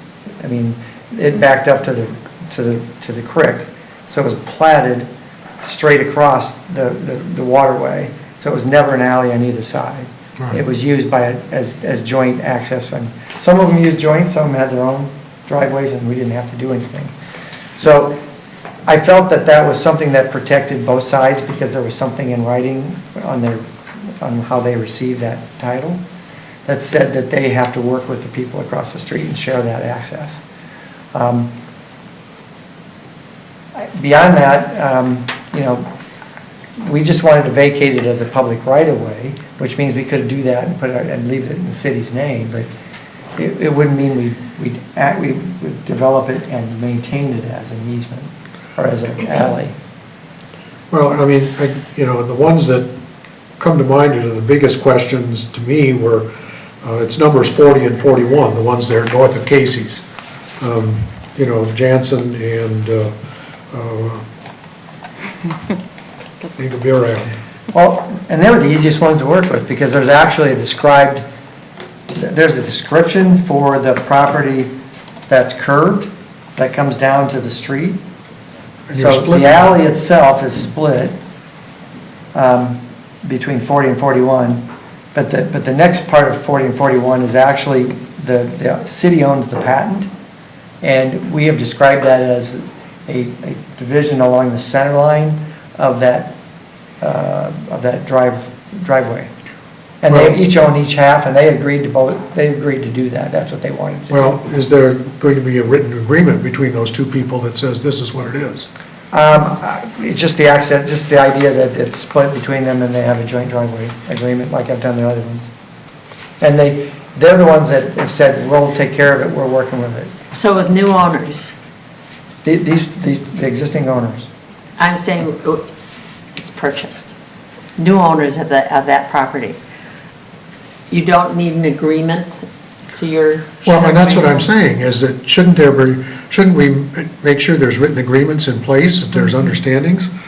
The other one that I saw was number 69, which is the second to the last page, which is there's a private road cul-de-sac. I don't know how the city ever got an interest in that, but there's I'll tell you the story on that. 3 properties that are accessing with that. I'll tell you the story on 68 and 69. First of all, the private road was being shown as a yellow line city street. And the property, and the one down below, 68, was being shown as what really looked like an alley, but it wasn't really an alley, because this whole property was sold from Keith Scholl to predecessors. When they did that, they used the meets and bounds and went right around that street. And Keith had sold it to the city, and the city sold it back to Keith. Or no, somebody had sold, the people that owned the north side of 6th Avenue owned that, and the city owned that, and then they sold it back to Keith. So Keith owned the road because they said they didn't want to have it a road because they were going to park all over it like they do, and they didn't want that to be a public street that way. So it was, the city had conveyed that away back to Keith Scholl. When Keith sold it to, I think it was Soash, I can't remember if that was, he was in there sometime, it did not include the street at any time. Okay. So what we decided to do was to vacate it and give whatever interest the city had in that as a means of title, because they're not going to be able to go back and do it from Keith's, because this estate's been closed too long to actually get it fixed that way. So this gives them access to a color of title, so that they can actually assume, within 10 years, they'll probably be assumed to have the ownership of it, which is what we want them to do, because they're the ones that take care of it and maintain it. Okay, I just, I'm trying to reckon with Sure. making sure you take it away. I mean, and to be very honest, I went through this, and of the 70 properties, there are 27 that are retained by the city. 5 are being granted with utilities and access easements. 9 are utilities only, 5 are access only, 21 are unrestricted, they don't have any conditions, and then there's 2 kind of weird ones. And then there's also Wartburg College, where there's a vacation of an alley except for some streets. And in my mind, going through those, I get about 37 of them of the 70 that, yeah, I would certainly say they need to go. There's no reason not to. But the ones with the access easements, getting okayed with agreements between, I have a little concern about that. I do have, and I think you've answered some of those where I saw an alley was given entirely to one side, and I'm assuming the one on the other side turned it down. So Yeah, they did not respond, and they did not have an access to the alley, a drive access in front, and had a garage off the street. So I guess some specific ones, for instance, number 1, when I look at that, and you said it's except the platted street rights-of-way for 13th and 14th. Well, 13th, I assume, is the wide one there where the entrance to the parking lots is. That's 13th Street. I'm not sure where 14th Street is, and are you calling that what I think is an alley, 14th Street? So I'll tell you, I could have probably just left it that way and just, so what had been done before is that they had vacated all these streets and blocks, and then they'd missed this alley that was adjacent. Those They have just already been missed the vacated. alley adjacent to the railroad tracks. 14th and 13th have already. They were been already been vacated. vacated. Okay, that takes care of that. Yep. Let's see.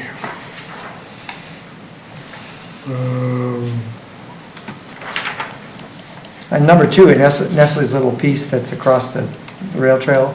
Yeah, We've got them, they're gonna work with us. There's a parcel that they own on the end of the bridge that goes into the middle of they're gonna give us that as a part of this process. I mean, and well, and like I said, there's some of these that are like 22, Mr. Gade must not have wanted half. And that's the one he just didn't respond, and he doesn't use it as an access to his. Okay, number 25, we're vacating a whole subdivision? So we're not vacating the subdivision, we're vacating the streets and the park. Because frankly, it was done back in 1973. And back then, they just filed it and figured they'd put all houses on it, and it never happened. So then it got sold to Mr. Knudsen, Yeah. and he owns the lots, and now it doesn't really, I mean, it's 50 years later. Yeah. We may not want to have him do it this way, so we mutually agreed that he could just start over and do a different development with somebody if he wants to do it that way. I mean, And he would be taxed on this instead of us, Yeah. instead of not being taxed. Well, and that's a good point, that park ground back there is taking quite a bit away. Yeah. But, looking at those lots, I'm not sure they would comply to what we would have for R1 or R1A zoning. And we have to look at water, sewer, whether it's accessible, all those things. And, he's going to be interested at some point because he's got the area to the east also by 12th Street that could be developed. So there's some interest in doing something with his property at some point. Okay. Number 29, which is the old Green Bridge. Yep. It says no conveyance. But Because when we vacate it, we don't own it anymore. It's the Corps of Engineers. Well, I know it is, but I'm wondering if we want to vacate it at all because maybe a new administration is going to want to put a bridge back. Then they just apply for that with the Corps of Engineers. I mean, I don't like it sitting there because I don't like it looking like there's a bridge there when somebody looks at the map. I mean, I'm not sure why it's on the list, but that's the question I had on that. But, okay. Number 30, just to point out, that was a really complicated thing that I did a lot of research on, but that little alley goes back to the house, and it's the only way to get back to the house behind it. And when we sold it, as a city, sold it to the lady who owns it now, we let her know that it was subject to that easement right to the person behind it. They've always shared the responsibility of that. And they continue to do so. And I just made it clear in the description that it's subject to an access easement by and it's because of the way the lots are hooked up, and I don't think the city ever really had that at all. It's another one of those that we're vacating it, we're putting it on the list to convey it, whatever interest we have, and we may not have any interest in it. Yeah. Sorry, so on that one, Bill, it goes to the house that needs the access? Yes. Or it doesn't go to the house above and below, it goes to, No, it does not go to the one above, because that was actually, that's the first time I explored this 10, 12 years ago, because they were trying to have access to that access way, and it really wasn't intended for that. It wasn't part of that. so it goes to the house, I don't know. Yeah, To the north. To the north, yeah, I guess. Yeah, on the bank, yeah. To the east, yes. Okay. Let's see.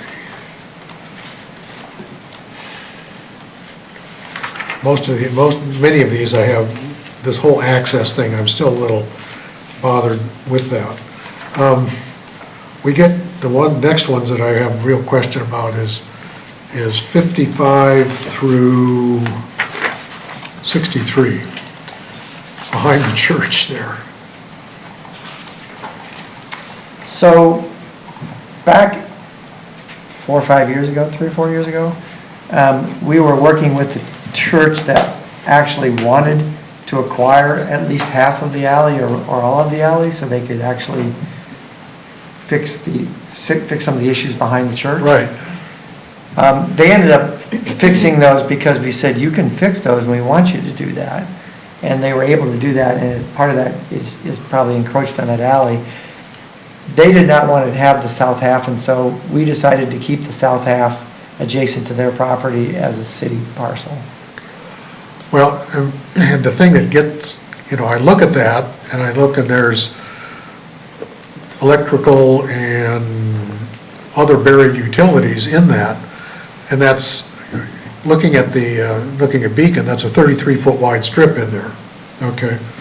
And the way it's, some are taking it and some are not, and it's such a hodgepodge. There's only one that's not taking it on the west side. You've got 57. 60 is the only one that's not 50 taking was it. 57, 60, 63. But 57 is the only one that is gonna be the city's, because if the church ever wants it, we will have it available if they want Well, that. 60 is still shown as City Waverly, Um, and 63 is too. Well, then we don't have an updated one. 63 is taking it, and so is 61. It's 60. So the spreadsheet and is I know, it's obsolete? probably, as of yesterday, or the day before, Okay. yes. Yep, we're Well- we're getting together tomorrow morning to finalize the Exhibit A, because we're down to everything but 3, so. Well, I mean, my comment about that was it should be all or nothing. We shouldn't have one plopped in the middle that, like number 57, which is, that's the church, they don't want their half, and I guess that's probably tolerable. And 63, the way that bounces around, it just doesn't make sense to have. It's a 33-foot wide, and all the utilities are pretty much in the north half. Right. The south half is actually kind of an area that we don't want to see have a problem. Well, yeah. I And mean, so we don't really between- want to give that to the owners above.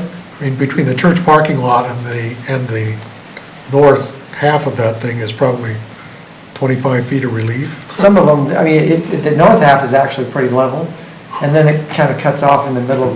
So that's why we're keeping that, is that it really is not something some of them wanted, because they don't want the whole thing. They just want their north half. So there's only one that we are keeping, and we decided that we would rather keep them in the city's name for the possibility of the other owners, or the other future owners might want those. Okay, well, I'm sorry I've taken so long, but those are my comments. Sure. And I guess you've answered, I think, taken care of it, except I'm still uncomfortable about this maintenance agreements. And then, of course, there's Paige's questions, and a lot of hers relate to that, and how the council wishes to address those, I guess, there's another story. So I guess I look at that and I say, so if we were to say, we'll give them to you, and we're gonna make them subject to a joint driveway easement, or joint driveway agreement, or a joint driveway use, is what I think I put. Right. Joint driveway easement. How could we make them, there wouldn't be anything consistent. We'd say to them, you have to go find somebody to do an agreement for you. We're not gonna do agreements for them. Well, can't we have how much would it take to have a general form of agreement that says, you're gonna share the cost 50/50 or something, I don't know, I owned a house that was out in the country, and I bought it, and the driveway had to be used. The farmer said, I want to continue to use that for hauling corn in and out as I harvest. And he said, how do you want to manage that? And we put right in the deed, it said, that a strip from here to here will be a joint easement for my access and for him for crop use, and it will be shared 50/50 upon notice to each other. But did the city mandate that get done? Well, no, that's the question. It was not the county. It was negotiated, and it was a 3-sentence thing in the deed that said, yeah, we're gonna share the agreement, or share the maintenance. If you look at the pictures right now of all of those alley parcels, I think there's 7. Yeah, I think there was 11 of them. It's very clear as to how they're being used now and how they're being shared. I mean, the pictures are very clear on how that works. Some of them have built driveways up to the alley, some of them have not. Some of them will probably end up putting, I think there's 14 with access and utilities, but, yeah, I meant 7 pairs. So it'd be, you're right, But 14. the question is, John, you're worried that the city's going to vacate these properties and deed them over to the adjacent homeowners or landowners, whatever. Why does the city care whether or not those people just have a gentleman's handshake or if they have an actual written document? well, the way I think about it is, and there's a couple of these that, it's an alley, there's a garage in the back half, okay? And it's a dead end. We're gonna vacate that, and it's gonna get split between 2 people. These people had a public access to their garage. Now they don't anymore. But they don't have to agree to what the city's offering them either. They have a private agreement to that. They have a private interest in that. Yeah. And it's been shown through the document that they received, the title. It says it's a joint driveway use, which No, I'm is talking about apparent. ones that are stub alleys that have got driveways with them. They've But got garage at the back question end. is, can the city even require them to have a written agreement? What, can you do that? I don't think the city can require it. As you guys seen, I have personal interest in this one. So as personal side of things, not work, no. I see it as the city's though is giving ownership to somebody else, so you want to set it up for success. You don't want the future owners to be arguing over their driveway. If I sold my house, there's no agreement in place, new owner comes in and maybe they don't agree, or every time rocks comes in, it's widening and it's going Sure, farther and farther. you may want to do that when Right. this happens, but Right. the city doesn't have to say, you have to do this. You know who might do that is if they get a mortgage and it's a secondary market. Sometimes Fannie and Freddie require that. But again, something will trigger them to choose to do it or not choose to do it. Which is Why does it matter to us as the Planning and Zoning Commission whether that happens or not? Which is why when we had a situation where somebody chose not to, but they're still using it, we're not gonna give the other half to the other party because to me, it's still being used. Leave it available for that person that owns the other half of that, or that uses the other half. So you're being respectful of how it's being used, Right. assigning the vacating and the giving it to whomever so that they can continue to use it as they're using it today. So since we're keeping it, we're subject to the use that they've been making of it. So we're bound by them to continue to use it, and we can't say, we're mad at you now, we're gonna give it to the other party. We're not gonna do that. Because we are subject to that established joint use of that property. And I know it's not then who perfect. maintains that and how is it maintained? I don't know, because they leave it in our name because they won't let us take it out of our name even if we vacate it as a right of way. That's what happened in Waterloo. When I talked to one of the people down there, they said they did this great idea and they're going to give all these lots away and nobody took them. So they own all that. They still own the alleys, but they don't have it, but it's not an alley anymore. So, Well, and I think if you look at 64 and 65, that's an alley that goes between First Street Southeast and the river. And there are garages in the back half, or back ends of those 2 lots that are accessed from the alley. And, it's a 16 and a half or 16-foot strip that they both know neither property owner can encroach on. So are they going to be, if we vacate half to each way, and it says, well, I can live with an 8-foot, so I'm only going to have an 8-foot driveway. And there's no sharing, That's the kind of thing. Do We're we taking let them- away a public right, a public right-of-way, and telling them, it's yours now, you have to worry about it. So I in guess that instance, Maybe I'm the only one seeing that as a problem. do we let them, if they come to us and want to pave that, each do individual driveways, do we allow them to pave it since then it's not 5 feet from property lines? Well, if we vacate it, I guess the answer is you can do what you want to do. If it's a joint driveway, we would let them do it. Because it's a joint driveway. And that's Right, but I think he mentioned if they each decided they wanted 8-foot driveways, if they each wanted separate On driveways. that one, there's a big telephone pole on one side and a giant tree on the other side. We only have about a 10-foot space. Yeah, I between. know, And then they were trying to find another talking to each example. other about this. You know, I did let people have plenty of time to talk to their neighbors if they needed to or wanted to. Some of them did, some of them didn't, but it was interesting. We had some good discussions. Well, and in Paige's memo, they also, I think she pointed out a couple where she thought there were sewer and water lines in them that were not utility easement safe. Well, I think I just questioned the size of those easements. Is the easement the entire alley? Do we need to have dimension easement for that driveway and utilities? The sewer easement obviously requires more than utilities. I guess in my mind, it ought to be the entire alley. It depends.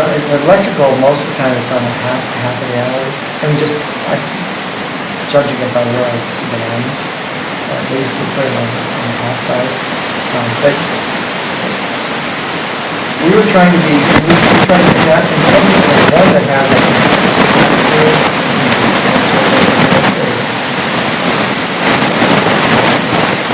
but it made it very running. That's changed a lot of those things.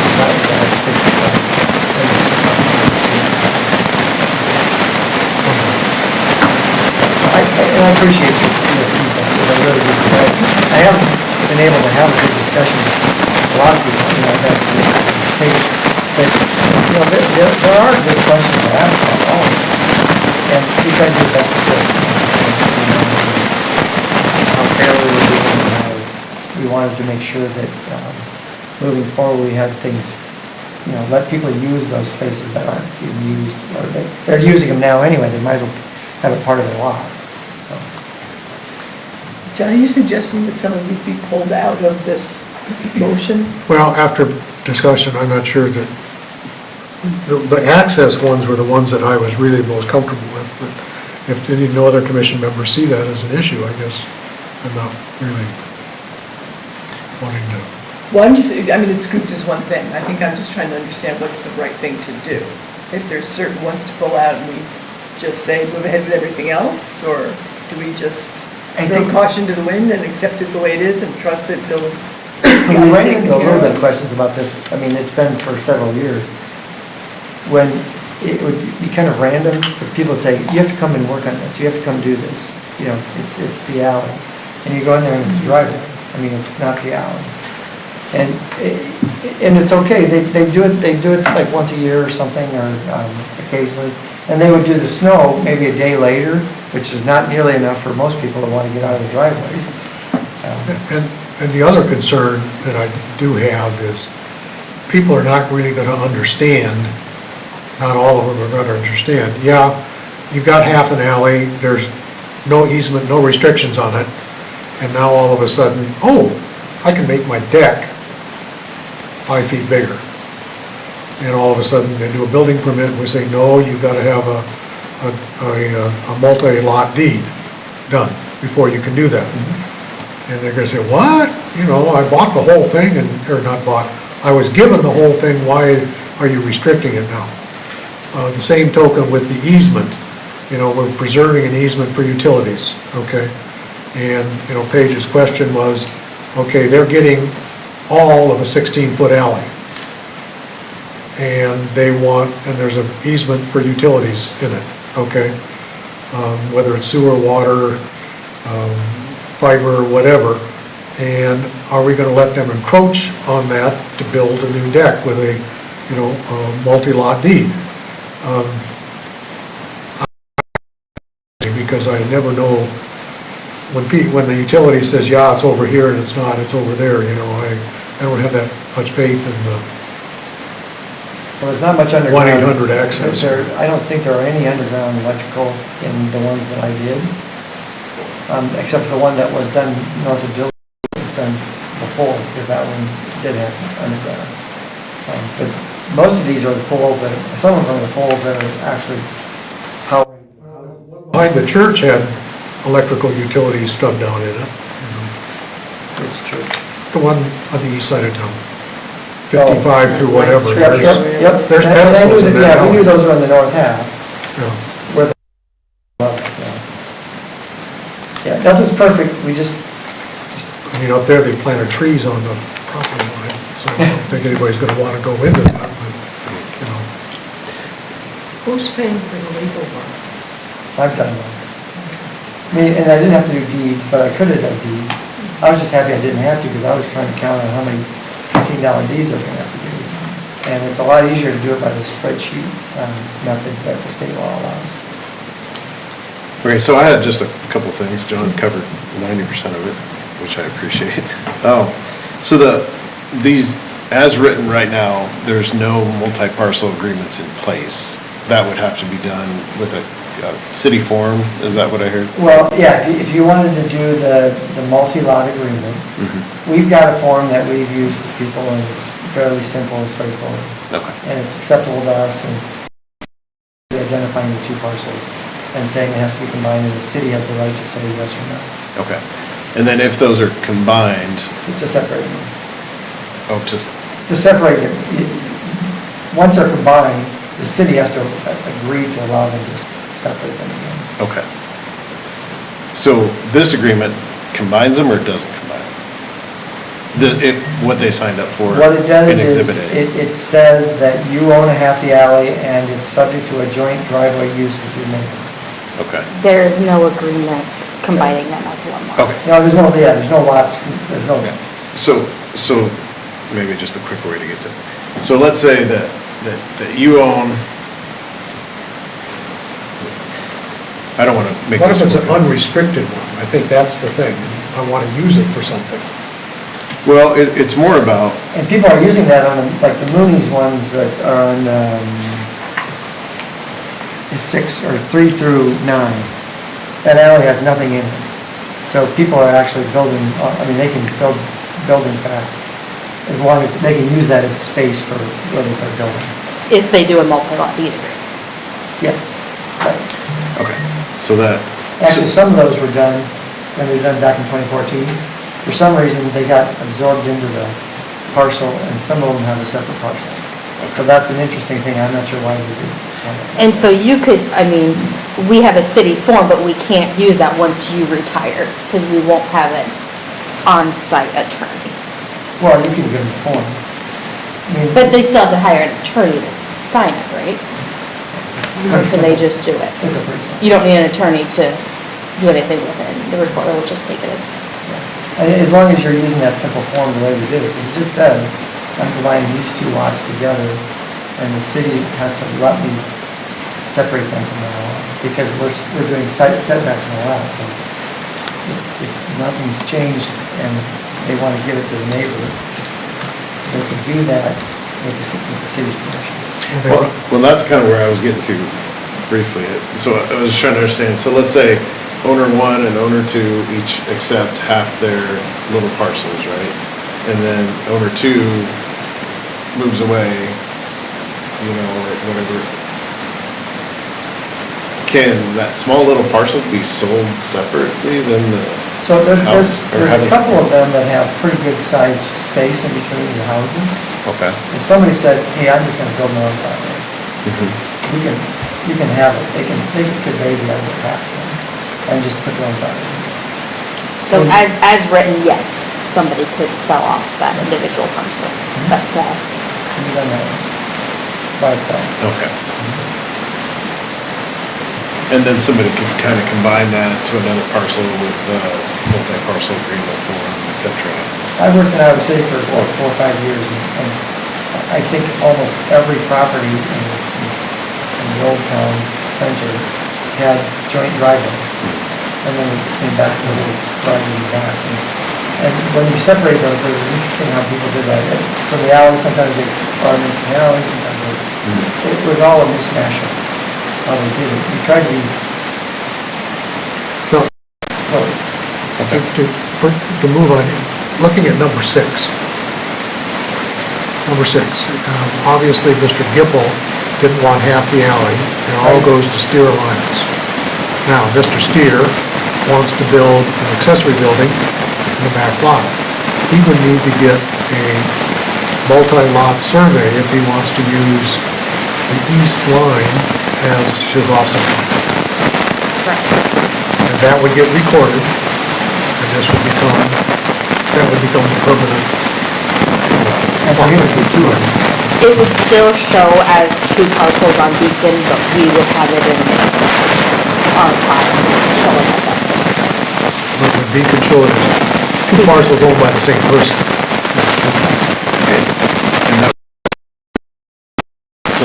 Well, I'm looking at the spreadsheet, and that's going to work. And what the county is doing is they're putting the main parcel, You know, they're number putting the 6, parcel, there's, they're showing and Jakey's parcel. They're putting it on the same sheet. Sometimes they're doing that, That's one. sometimes they're Otherwise, you not. got it, yeah. So it's not perfect, because I found one that wasn't in there. And then the other thing you said, Bill, if one parcel, and let's say it's a shared drive, if one party accepted, the other party didn't, the city retained the entire. I did on those 14, the 7 situations that Okay. we did it that way because they're still using the City retained half. half. Not Half the that other. the person's using. Oh, okay. Okay. We're not gonna give, on this other one, the movie, we didn't care who got it. We decided, so it's one contiguous set of property. But there wasn't anything in it, so we didn't care about, anything like anything else.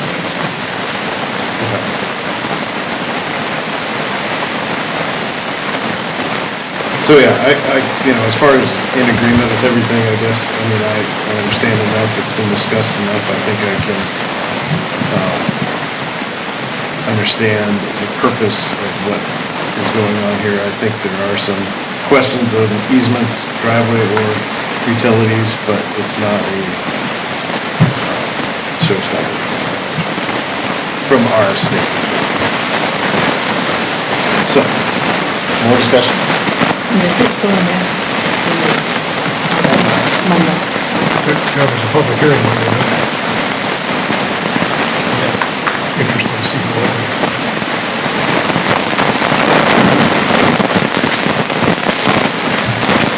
Okay, any other questions? If not, I would ask for a motion. I'll move it,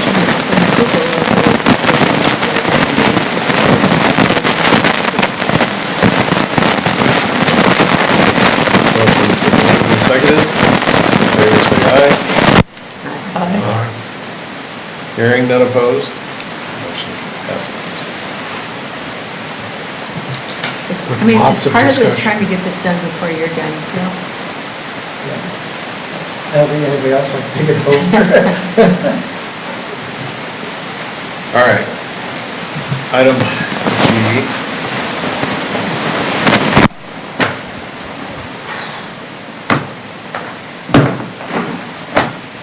See if that was significant enough to impact us here. Item G, old business. Discussion of wood furnaces is on our agenda. Yeah, so as you see, it's basically the same thing brought forward. Kate had found additional information for other cities and organizations in Iowa to kind of see where we want to go with this. I reached out to the person here in town that does sell some of these wood furnaces just to get his opinion on them. He thought it was hard to say, to actually put it into the code without a special provisional use, as he thought each of them are a very unique situation. But many of them probably do cause pollution into the air, so it's why they're, how much? How about the person who is here? I sent the link to him saying that we were discussing it again tonight. I have not heard anything from him. I personally like Bloomfield because it puts it all in the hands of the Public Works Director.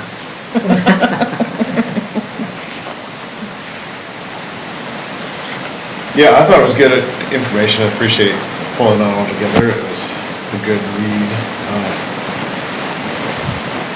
They're certainly highly restricted, right? when they are allowed, they're highly restricted, so my challenge here is, do we recommend, obviously, what we have written in here needs rewording, right? It's based on our previous discussions of interior and exterior, et cetera. Chimney heights and setback distances seem to be kind of all over the map, 2 feet, 300 feet from another property. It seems really hard to make a decision on that, so I don't know what should be put in there for that and what sort of criteria should be used. Lot size was another. Lot size is another trigger here. So, possible courses of actions in my mind are, if we were to create a code for wood furnaces, then does it automatically go into special provisional use? And if it's a special provisional use, do you need the code that supports how it's done? Can the code be, if it's an exterior wood burner, requires a special use permit? And then, kind of like what we used to with solar, right? We required that solar have these sort of requirements. Yeah, with the solar, when it was a special provisional use, it still had the guidelines it had to meet. Right. So I would think you would want some sort of policy. I know the question was brought up, well, if it doesn't address them right now in our code, does that mean if it is allowed or is not allowed? I also called the Iowa DNR and had a discussion with them about them, and he said, right now, they're not allowed in your code because they don't meet the open burning requirements. Essentially, they consider it as part of that open burning code, so it would have to shut down at sundown. Unless these other cities are making exemptions to allow them within city limits.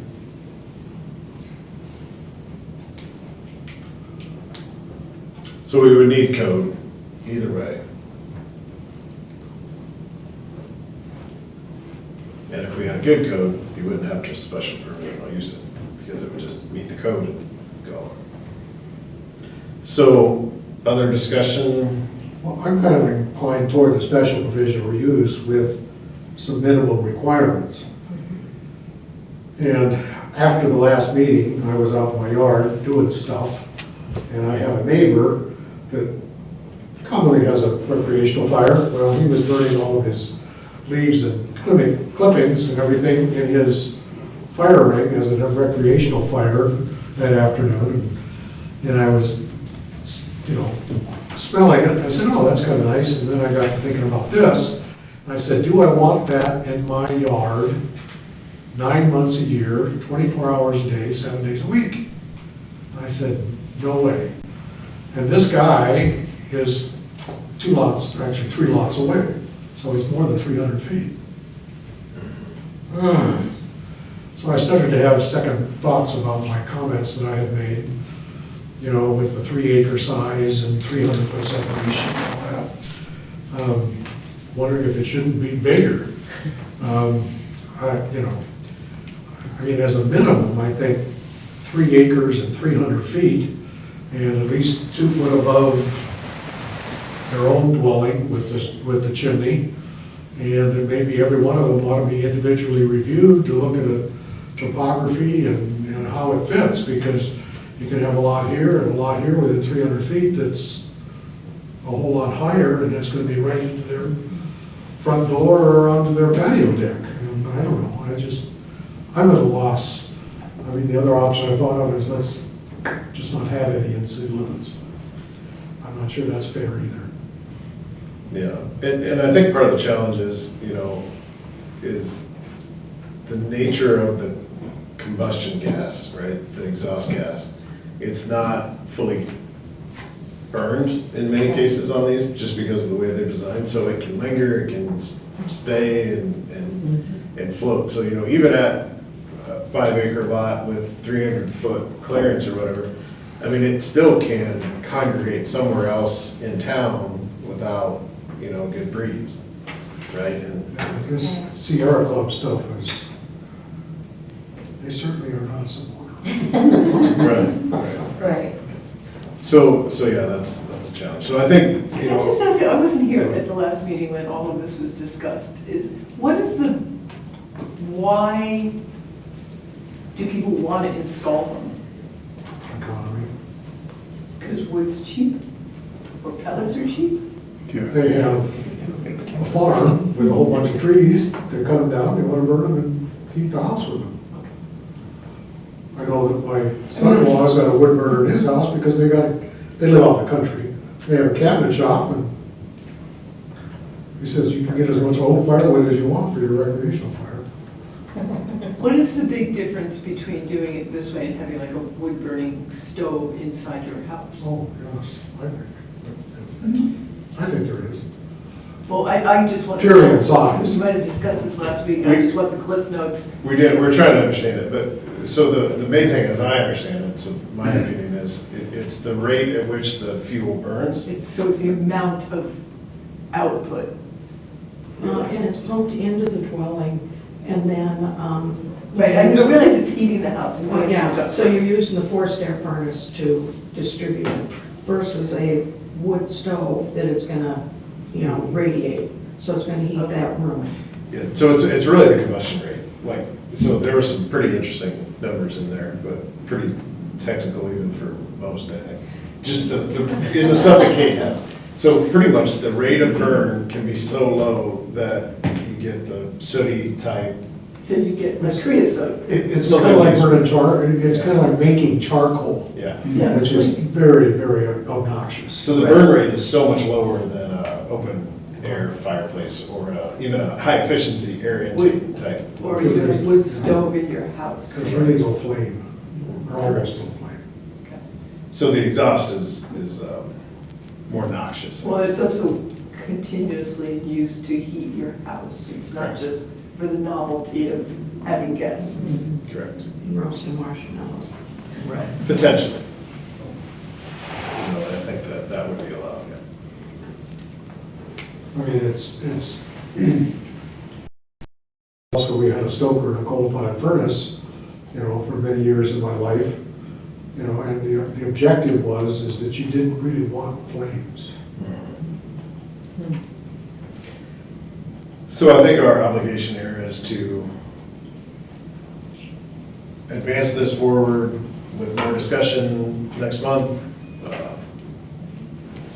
or some other options that I'm open to hearing. Is it an option to just recommend that we dip this in the bud and say no? Is that on the table for us to say? I mean, I don't have everybody else feel, I'm just asking questions. That's a good question. So is the intent that this would go to city council in some form, or is this just code discussion at this point? If you guys don't think it should go and we don't allow them, then it won't go to council. It got brought up because we had a couple of people within a short period of time asking about them. So that's what had me bring something to you. We obviously know one person in town has them. So I guess the concern with that one would be grandfathered in, and then just nobody else would be allowed to have them. I mean, if we say, no, we don't want them, they're gonna go to the council and say, why not? And they're gonna kick it back to us again, and when we say, this is the reason why, I guess.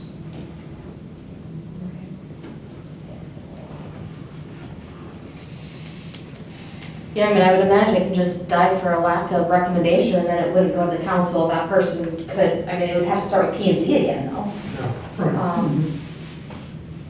But yeah, no, that's on the table as an option. I mean, my gut says they don't seem to make a lot of sense inside the city limits to me. That just doesn't seem like a Best reasonable application thing is to do. in rural setting. Rural setting is not our purview, and that's somebody else's problem. But in the city, it just doesn't seem to make a lot of sense to me, especially if there's any level of density. So, I wish I could find some more tangible reason, right, that differentiates a interior wood, not necessarily wood, right, combustible material, right, whether it's, because we don't have anything on fireplaces either, like in residential buildings, right? In our city code today. Right, in our zoning code, because we only look at the exterior. So I'm not quite sure what Bremer County's requirements on those. For interior. Or not Bremer County's, the International Building Code. Yeah. Interior fireplace is a regular mechanical code, Right. So, and they're all, correct. And then would it have some sort of, I don't know, emission requirement? I don't know. there's always the nuisance code. Well, that's kind of a loser's clause. Yeah. Or clause, if it's Yeah, not, I right? know. So I guess this one, I'm just trying to figure out, is there, to answer people's requests, right? And not just- and lack of enthusiasm. Yeah. Read the room. But, yeah, so I mean, I guess it feels like there's. It seems like if we say we're just not willing to go there right now, that if somebody is passionate enough to continue to bring it to us, they can do all the legwork and convince us that it's something to do.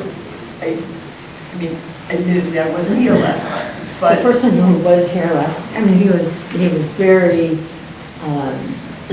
cooperative and how he was. And committed to his cause. Yeah, but then there was he kind of got to a point of also saying he needed a decision on this fairly soon because otherwise he really was going to put no more money into this project. And so we had said we would discuss it further. But the fact that he's not here and that you haven't heard from him suggests to me that some of the urgency of that is gone. this is one of those examples where I like to kind of take it to the extreme, right? One or two of them, okay, maybe.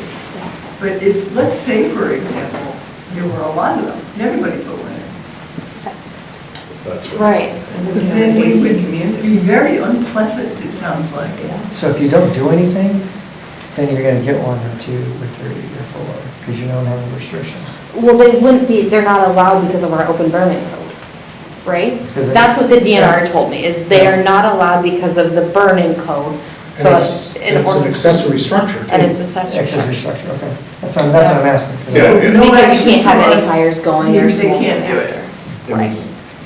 And until somebody shows us that we They need to really want continue to beat this drum, then we just let it slide until there's 1,400 people who want it. So Dave, back to your question on the differences, I don't know, growing up, my grandparents had the indoor wood stove, but it wasn't running all the time. So I think that might be a difference too, is these outdoor ones, those 9 months of the year are probably running 24/7, because that's your main heat source, whereas the indoor ones, that's just a supplemental. Well, right, and the exterior ones, I mean, they're, or an interior one for that matter, if it's the same type of system, right? It's controlled by the thermostat or the demand for heat, right? So if it reaches its set point and it's producing enough heat, it's gonna choke the fire to a near null point, Just right? smolder. So it's gonna smolder. Yeah. Yeah, and that's what it's probably the most noxious, right? I mean, it's the fuel isn't totally combusted. You smell it. So then, when there is demand for heat, that increases the airflow to the firebox, and then it probably becomes okay. But from the reading in the stuff that Kate attached, there was a lot about, that being the primary difference between those type of systems and others, right? Others being driven more by change of rate of fuel, like pellet stove, increases the fuel when it needs and demands heat. Wood burners for recreational or Christmas Yule logs, they burn and they're done, right? And that's different, not that they're on the same efficiency. I guess I kind of feel similar in this as well. So we Understanding choose that- just not to act on this? Well, understanding that, the answer would be if somebody wanted to put one of these in, the code does not allow it as written today because of the burning restrictions through the open burn, and it's not included in the, Accessory As a structure. permitted use. yeah. The required building permit thing? The building permit also. People need to know. Yeah, oh yeah, Lindsay and I have been going back and forth with Yeah, these. so it feels like it triggers the right sort of checks and balances, right? If somebody wanted to install one of these and need electric to it, need the plumbing to it, that triggers a building permit, which triggers the, can I do this or not do this? Ideally before stuff is purchased, which it typically says. All right. So hearing no discussion of advancing this forward, it seems like this one will sit. Smaller. Okay. Yeah, I mean, actually, the Bloomfield ordinance is, I'm not sure if it's part of their zoning, but it's not that bad. And it even has the provision, if you have an existing one, what do you do to get it permitted? And if you can't get it in compliance, it's gotta be gone. I think the challenge is Don't lose density. You know, if you become into a density situation, then if you write your code right, I mean, you can have it on large lots and maybe density doesn't become a problem, but I can see some challenges. I mean, there are other scents in Waverly's air, right? Nestle being one. Yeah, but that's a pleasant. And it's a pleasant smell, right? But if that wasn't pleasant, you know, it'd be a Not different sort of everybody's gonna be scenario. making chocolate. Yeah, so, That's one of those calories. no, but if it was a rendering plant, it would be offensive. Yeah. So then that would be cause for change. Anyway, This language that was submitted for us isn't, you know, I think it's not that bad, but, you know. For Yeah, which one? Moving right along. yeah, I agree. You know, some of those are well written. I take the indoor out, you know, you can- Well, it'll be saved if he brings it back. don't Then we lose can it. edit. Okay. It's a good start on a code language if you need it. All right, discussion of provisional use code changes, item 2, under section G, old business. So we tabled this one last time, my understanding. So again, with Exactly the these, same. nothing was changed with them. I brought back each code exactly as it's written, so you can see what is a special provisional use in each zoning district as it is written. I know last time it kind of ended that maybe we add everything into that section 100.21.09 and remove it from the others. The biggest item was those schools, that they are not in each district as a special provisional use, or in each residential district. I brought it back to staff, and we all agree, we think it should be a special provisional use in the residential districts as well. So if we decided to go the route of removing them from each individual section, putting it into 100.21.09, I'd like to edit the language to say that it would be a special provisional use unless it meets a permitted use that's listed below or something like, or in each respective zoning district. And I think, in addition to religion, church, and maybe the list that is in the C1, special provisional uses, it's 100.1202.2, that list, that starts religious institutions, schools, colleges, childcare facilities, clubs, public, quasi-public. I think that list could be the one that we stick in as allowable in all R and C, and maybe even U zones, I don't know, or M zones. Well, we had a school or a shopping center for a year. Right. Yeah, in schools, I mean, we can't do those in the industrial. You brought up a good point, though. The trade schools and things like that. However, our code says that everything except schools are allowed. So it does specifically call them out that they're not, but. Technical colleges and schools are not K-12 or beyond. But I think maybe that was the definition of schools, right? Is it? But it says, The K-12, the yeah. list that's in the C is schools and colleges, public and private. It doesn't go to K through 12, or pre-K through 12. But as special provisional uses, they could be, they could be done.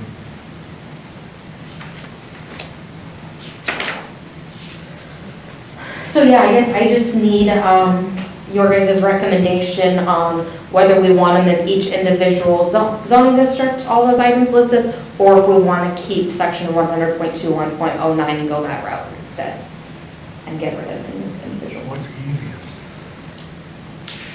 It's the least likely to have a mistake happen, All in one spot?